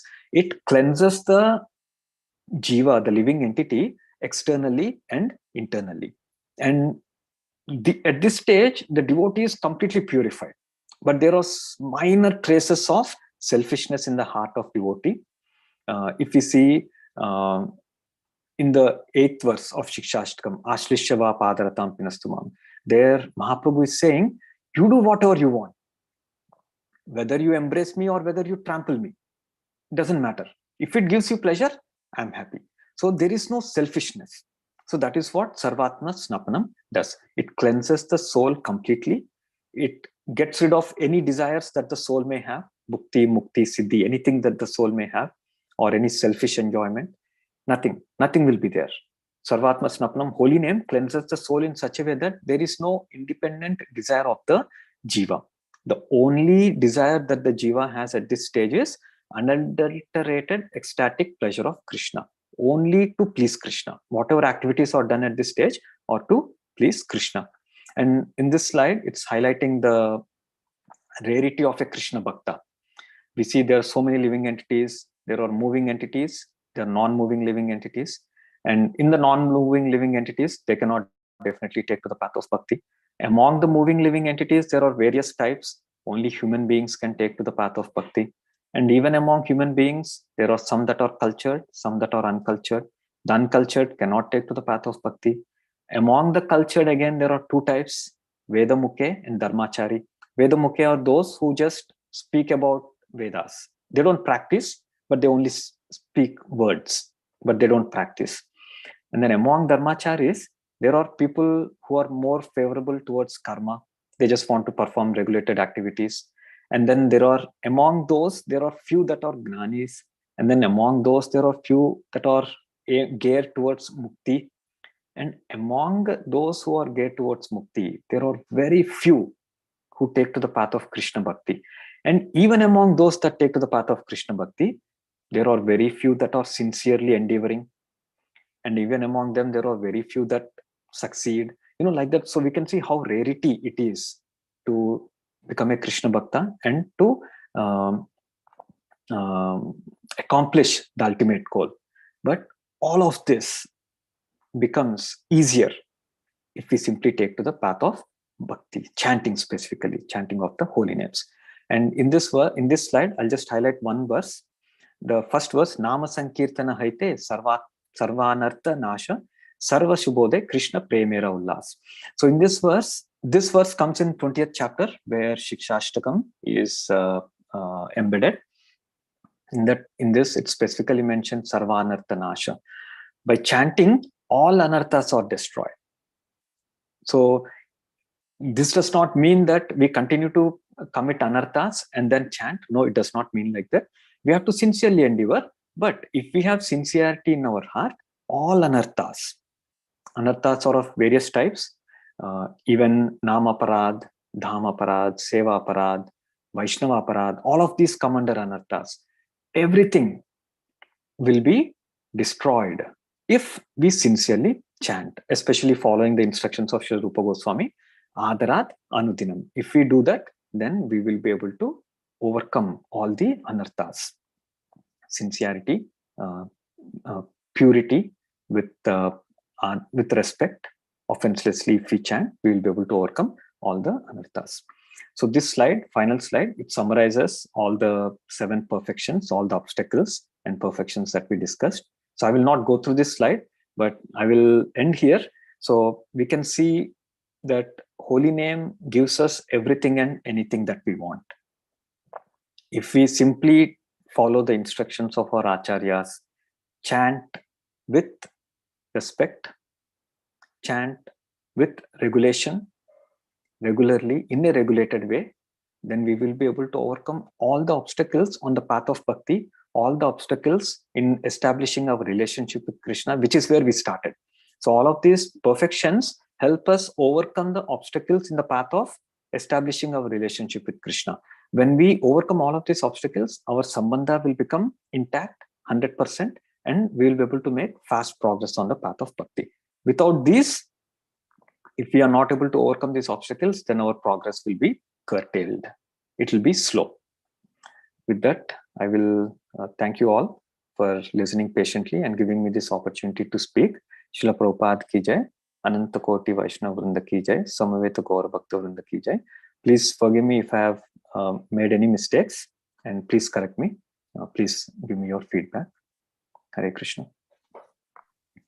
Hare Krishna, Prabhuji, Danvat Pranams. Very, very beautiful session, Prabhu.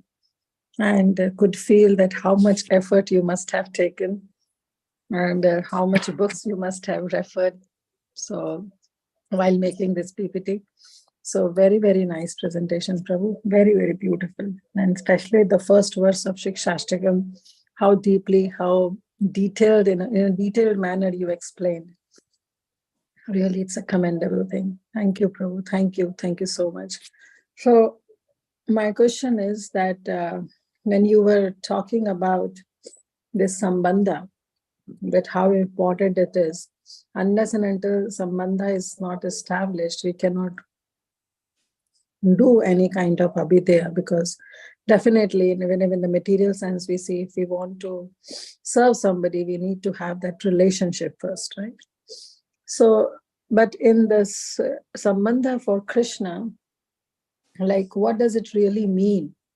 I understood like what are the obstacles and what are the solutions, but at a root cause level, what does it mean? Sambandha means to know our Swarup Siddhi, or just on a level to know that Krishna is supreme, he is my maintainer, he is my proprietor, he is the controller, I have nothing to do. Just to know this is sambandha, or going deep to know our Swarup is sambandha? Like what exactly sambandha you mean? So Sambandha, Mataji, very nice question, Mataji. Sambandha, it is explained, there are 7 aspects, 7 truths that we have to know to have 100% Sambandha. And this slide, it shows the 7 that we have to understand. First, understand who is Krishna. That Krishna is the Supreme Lord. He's the maintainer. He's the controller. He's the reason behind everything. Sarva Karana Karanam, all of that. And then we have to understand the various potencies of Krishna. That we are in this material world, and everything that is happening is being controlled by the Maya Shakti of Krishna, mode of goodness, passion, ignorance. So understanding that it is Maya that is doing the things. It is not, let's say if somebody is, causing trouble for us, it is because he is under influence of something. And it is because my karma was there. So that karma is being paid through this person in this way. All of that potencies, and then the rasa tattva, the various rasas about our relationships with Krishna, and then the living entity, the constitutional position of the living entity. Why is he in this material world? What is the purpose of him being in this material world? Why is he entangled in this material world? How to get out of this material world? What does mukti really mean? Is it really getting out of this material world, or getting out of the clutches of these 3 modes of material nature? And then our comparison with the Supreme Lord, Achintya Bheda Bheda Tattva, simultaneous oneness and difference. So all of this knowledge falls under Sambandha. And it's not that only when we have all of this knowledge, we can start bhakti. It's not like that. It is a gradual, like a circular loop. We know some things and we perform bhakti. We learn more. and then we perform bhakti again. Like that, it goes hand in hand. But until we have full sambandha, our bhakti, we will not be able to perform 100% devotional service. Yes, Prabhuji. Makes sense. Thank you. Thank you so much, Prabhuji. Thank you, Mataji. And if you don't mind, like, would you like to share your slides if possible? Sure, Mataji. Yeah. Thank you, Prabhu. But the only Okay, request I have is, Mataji, please, I know there are mistakes, I would request devotees to please correct me, provide feedback. The only request is so that I can improve. That's the main reason. That's your humility, Prabhu, but you really did a good job. Thank you so much. And dear devotees, if you have any questions, comments, correct anything, please go ahead and raise your hand or type in the chat box.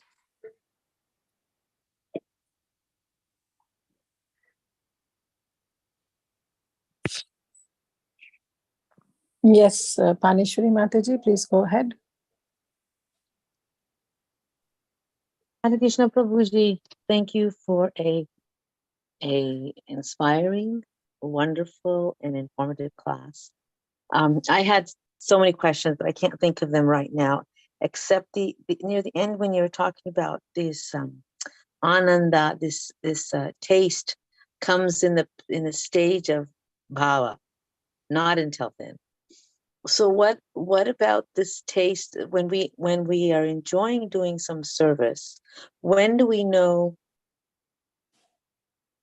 How can we differentiate if we are enjoying it because it somehow satisfies something within us rather than a satisfaction that we're doing it for Krishna? Does that make sense? So the question is, are we doing something, are we relishing the sweetness because we are enjoying it materially, or is it because of the satisfaction of Krishna? Is that the question, Mataji? Yes. So Mataji, you have to, so two ways. Definitely we can approach a senior Vaishnava and ask them for their, analysis. Or another option is it something that is long lasting? Are we able to do the same seva consistently? Are we able to, are we experiencing the same thing irrespective of the external circumstances? These are some of my thoughts, Mataji. Okay, thank you. That kind of gives a little bit of clarity. Also, you said that you had presented this in a longer class. Can you share the link for that? No, Mataji, they are not recorded. It was in our personal discussions. It was not recorded, Mataji. Sorry. Okay, Prabhu, thank you very much. Hare Krishna. Hare Krishna. Thank you, Mataji. Yeah, Vrinda Gopika Mataji.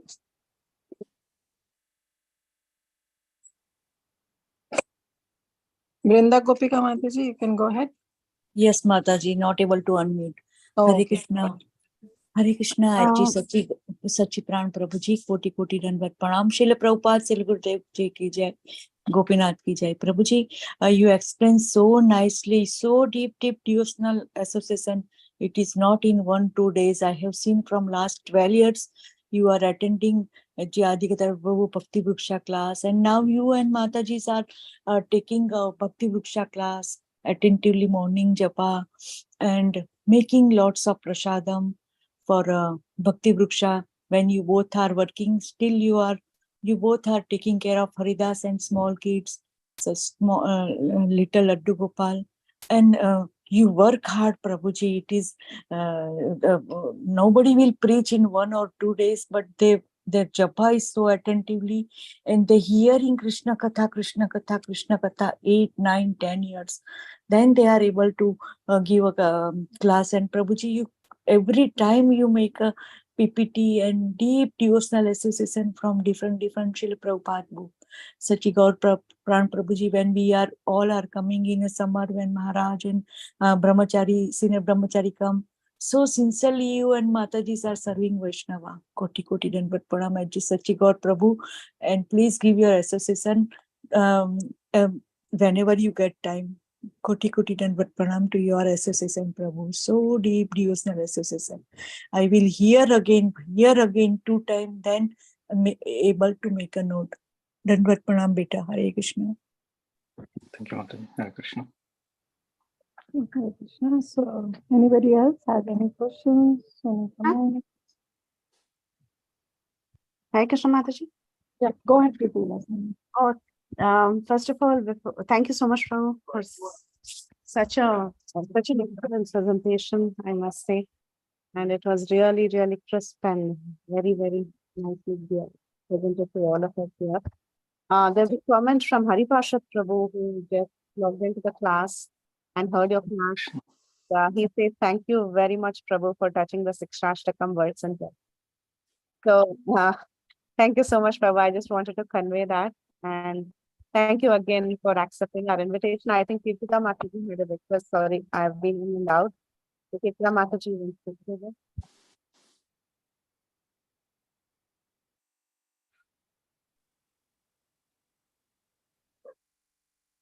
Okay, Hare Krishna, dear devotees. Anybody else has any questions, comments? Yes, Praladananda Prabhu, please go ahead.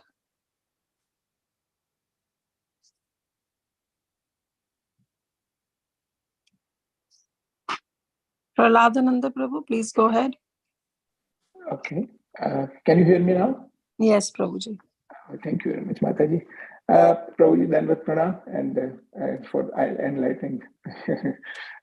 My eyes are closed and I cannot pursue much more. But then that relates to the 11th canto, in chapter 2nd, 35 flow, which says, Yan asthaya nanu rajan na pramadyet karhichit dhavan nimiliya va netre va skale na pate diha.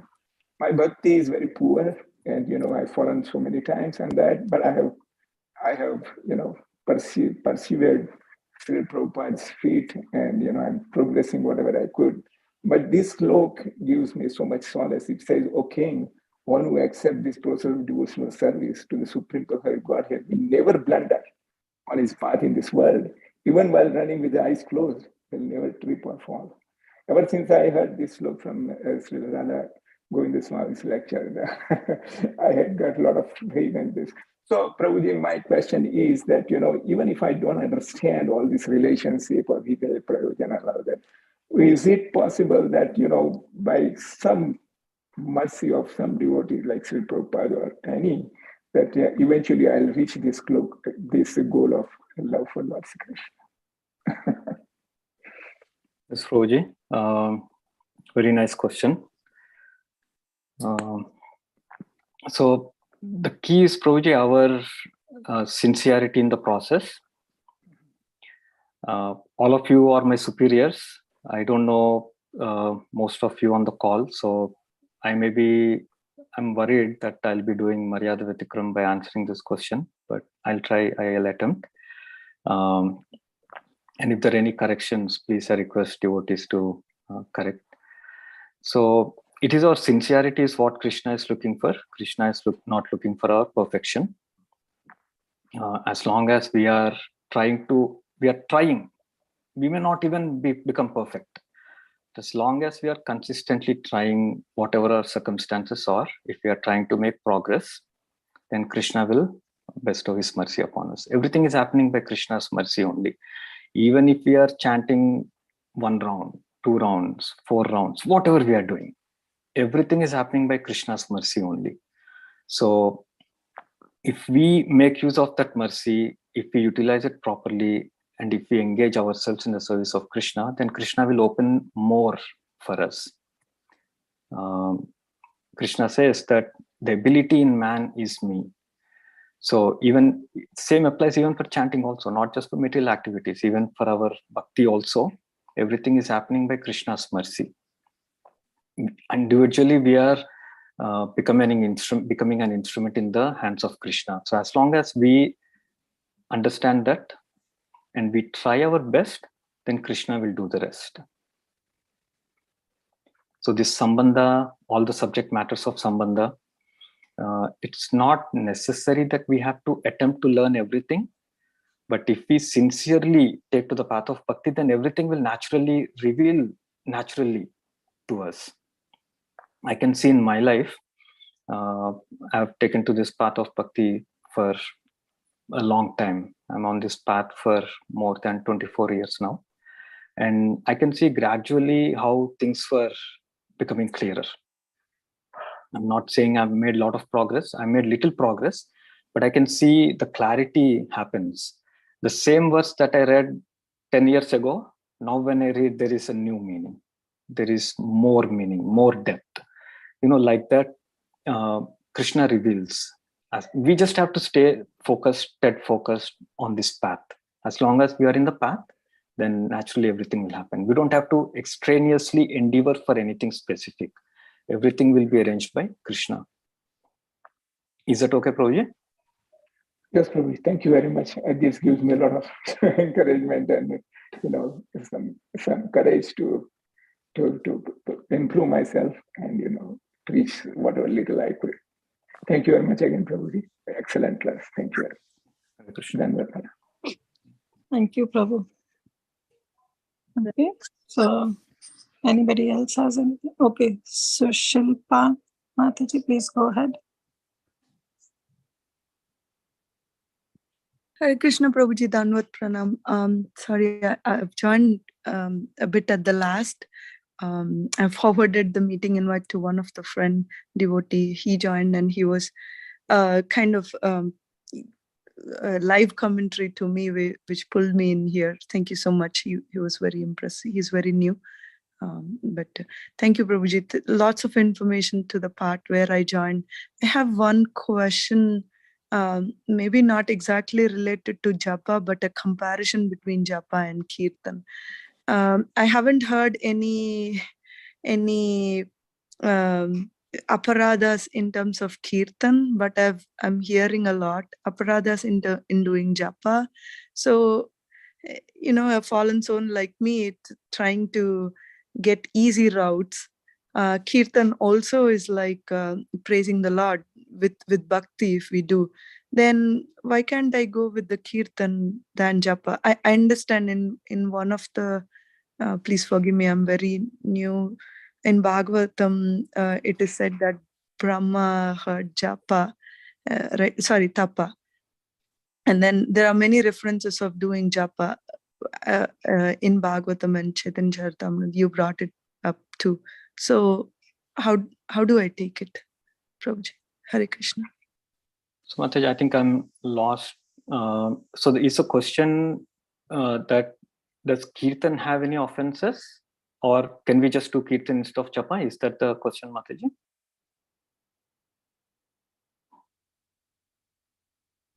Yes, Prabhuji. Actually, Okay. she was asking the same thing, that there are so many offenses in Japa and nothing she has heard about Kirtan. So why not just perform Kirtan?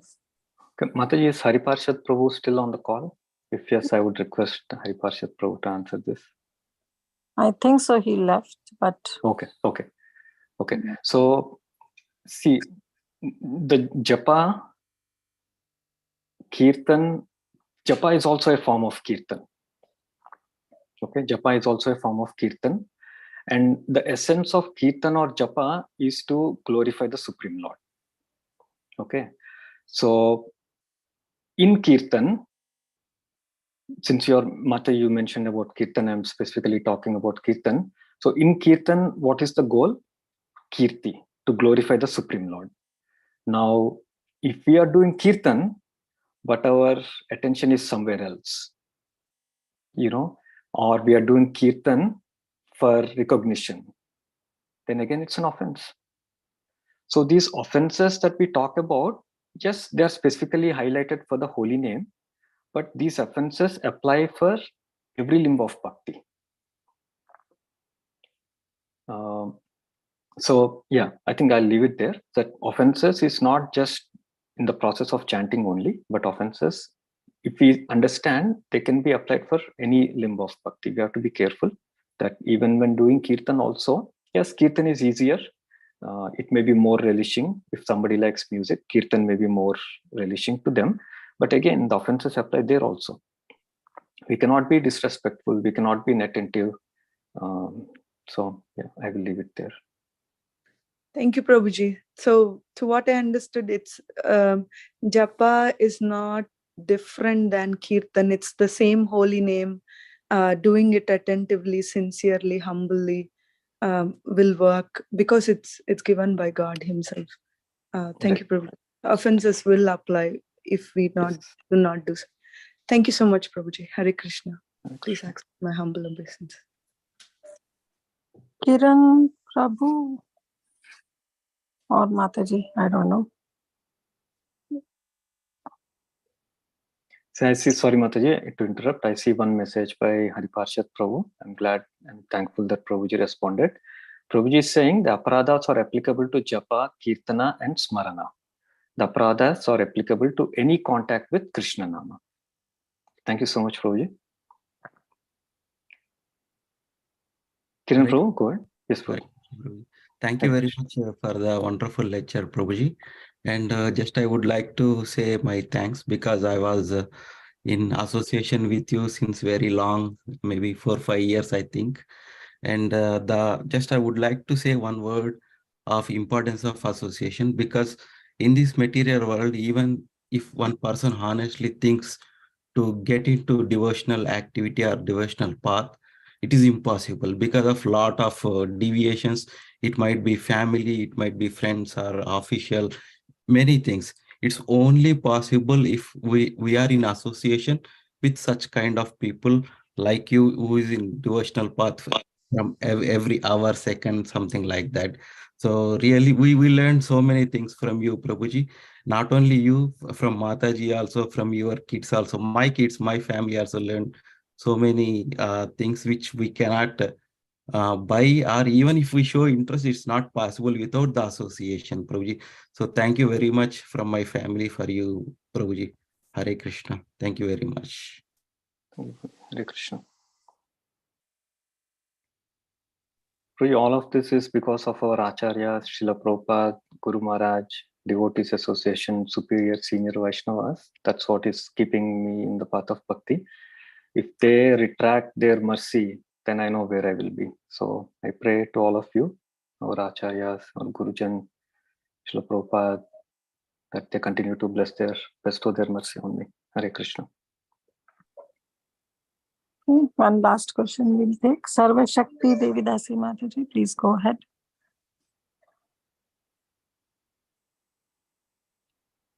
Hare Krishna Prabhuji, thank you so much for the wonderful class. My question is, since we're talking about aparats and japa, inattentive chanting is the main cause of all the offenses, right, Prabhuji? But they also say that we have to chant 24/7, how much ever we can. And when we're doing like focused japa, in the morning, on beats, we can try our best to do how much ever attentive japa it's possible, because we'll be focusing only on that. But during the day, when we're doing other activities and we have to do japa, it's kind of inattentive chanting, because we have mind is split in like so many things that we're doing along with the japa. So if that is that considered aparat, if we do like inattentive chanting when we're like doing japa while doing other activities throughout the day, Prabhuji, if you can clarify that. Thank you. So Mataji, your question is, if we chant japa while doing other activities, will that be considered as a offense?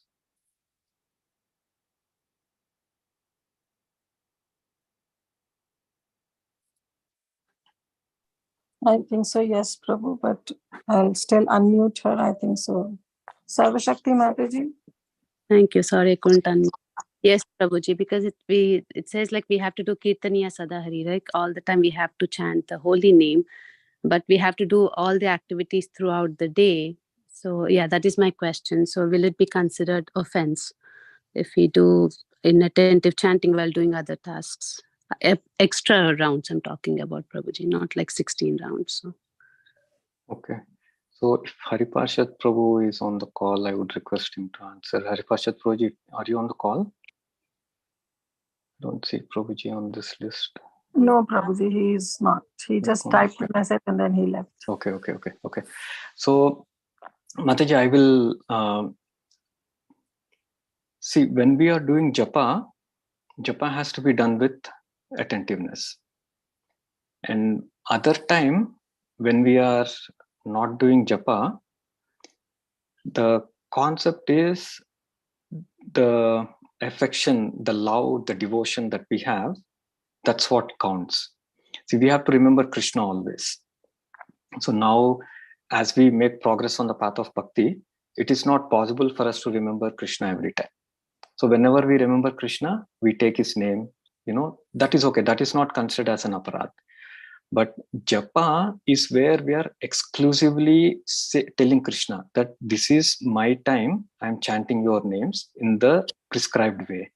Like there is a japa mala. The Guru has given us the mantra. We chant that mantra on the mala.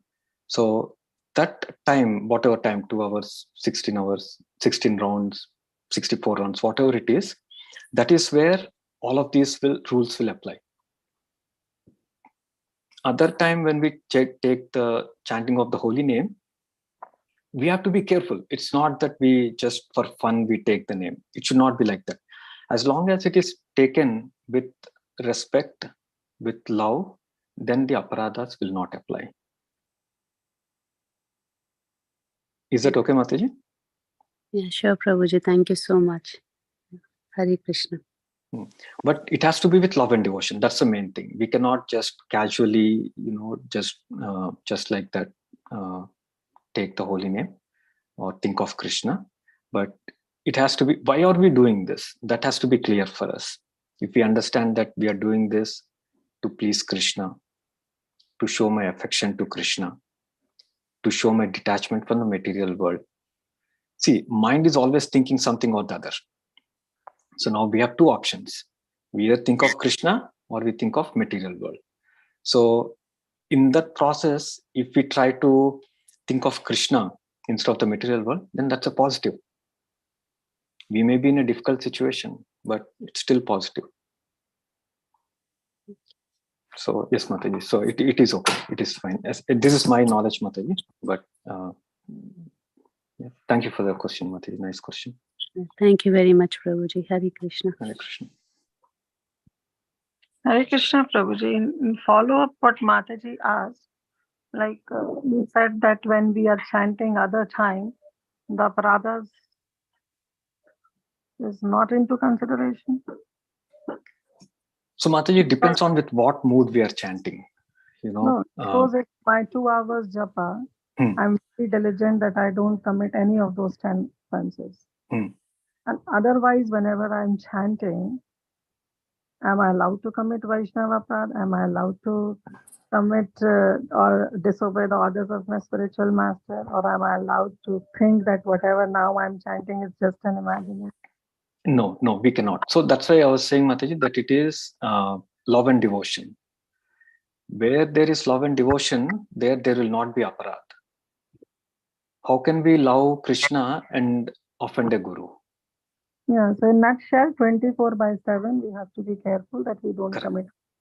Like Prabhu texted, right? That with every naam we take, whether it is Radha or Krishna or whether it's Govinda or Madhava, with every naam there is an offense, so we have to be very careful, right? Yes, Mataji. Yes, correct. Yes, Mataji. Okay, so thank you all so much. Anybody has any other final question? Okay, if not, then thank you, Prabhuji. Thank you so much for your wonderful. Sorry for interrupting again. Sorry, I'm just getting a lot of text messages thanking Prabhu and asking if he could share the PowerPoint. Okay, Mataji. Yeah.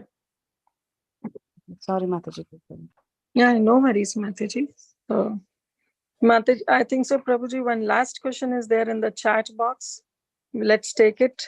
That does the aparadas apply to kids who do not know the prema of Krishna yet as well? So, Mataji, we see in the life of Ajamil, that's a very nice example that we can see.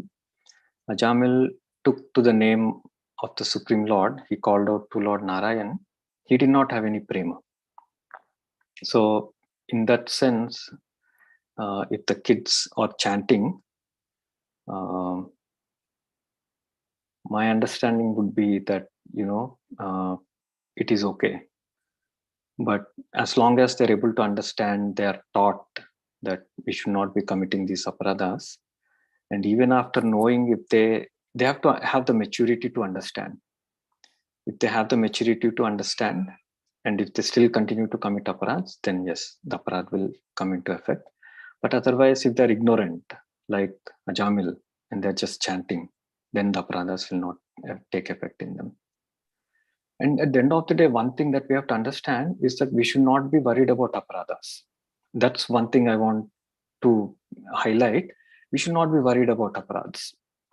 The holy name is powerful to get rid of Sarva Anartha Nash. We saw in one of the verses, Sarva Anartha Nash. And aparadhas is part of anarthas.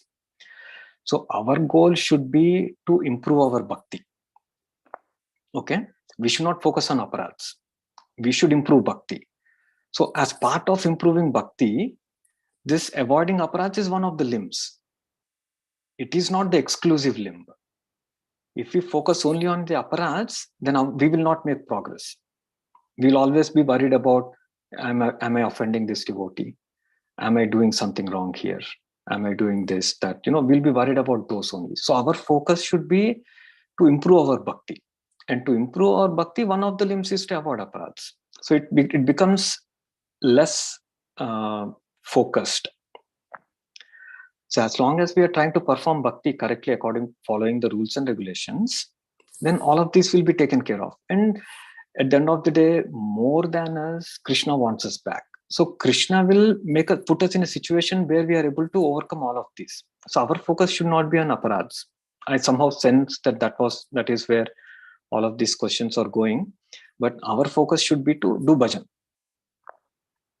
And as we do bhajan, Krishna will slowly give us knowledge. See, when we joined ISKCON, nobody told us about aparadhas, right? Nobody told us about aparadhas.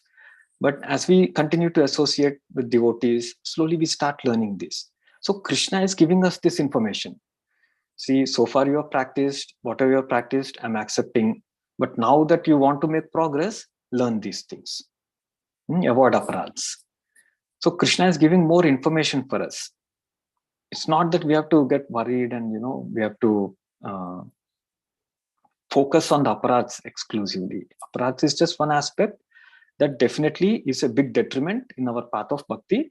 But more than aparadhas, what is important is our sincerity, our love, our devotion, our surrender to Krishna. Aham tam sarva papebhyo mokshayashyami ma shucha. Krishna is saying that I will protect you from everything. You just surrender unto me, follow the instructions of Krishna.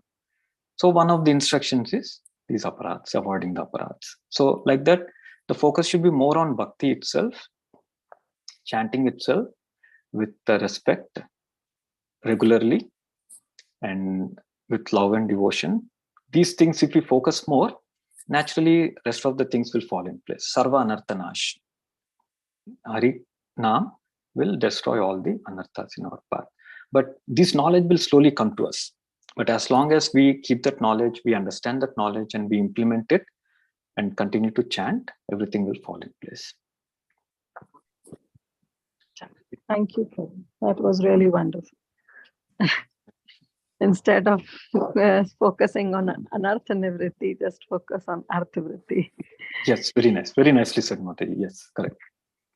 Thank you, Prabhu. So we will stop here by your permission. Thank you once again. Really, very, very grateful to you for your wonderful presence here, and very nicely you covered up all the points. Very nicely you answered all the questions. So thank you, Prabhu. Thank you so much for your association. We seek your association more often in future. And with that, we'll end our call here. Thank you, everybody, for joining us. Let's pay obeisances. Vancha kalpatarubhasya upasam vibhayacha patitanam pavanam Ananta Koti Vaishnav Harinam Prabhu Ki Jai. It's Sacipran Prabhu Ki Jai. Thank you, Prabhuji. Hare Krishna. Hari Bol. Thank you, Prabhuji. Dandavat pranam. Thank you for your Very, very association. nice class. Devotees, ending the call here.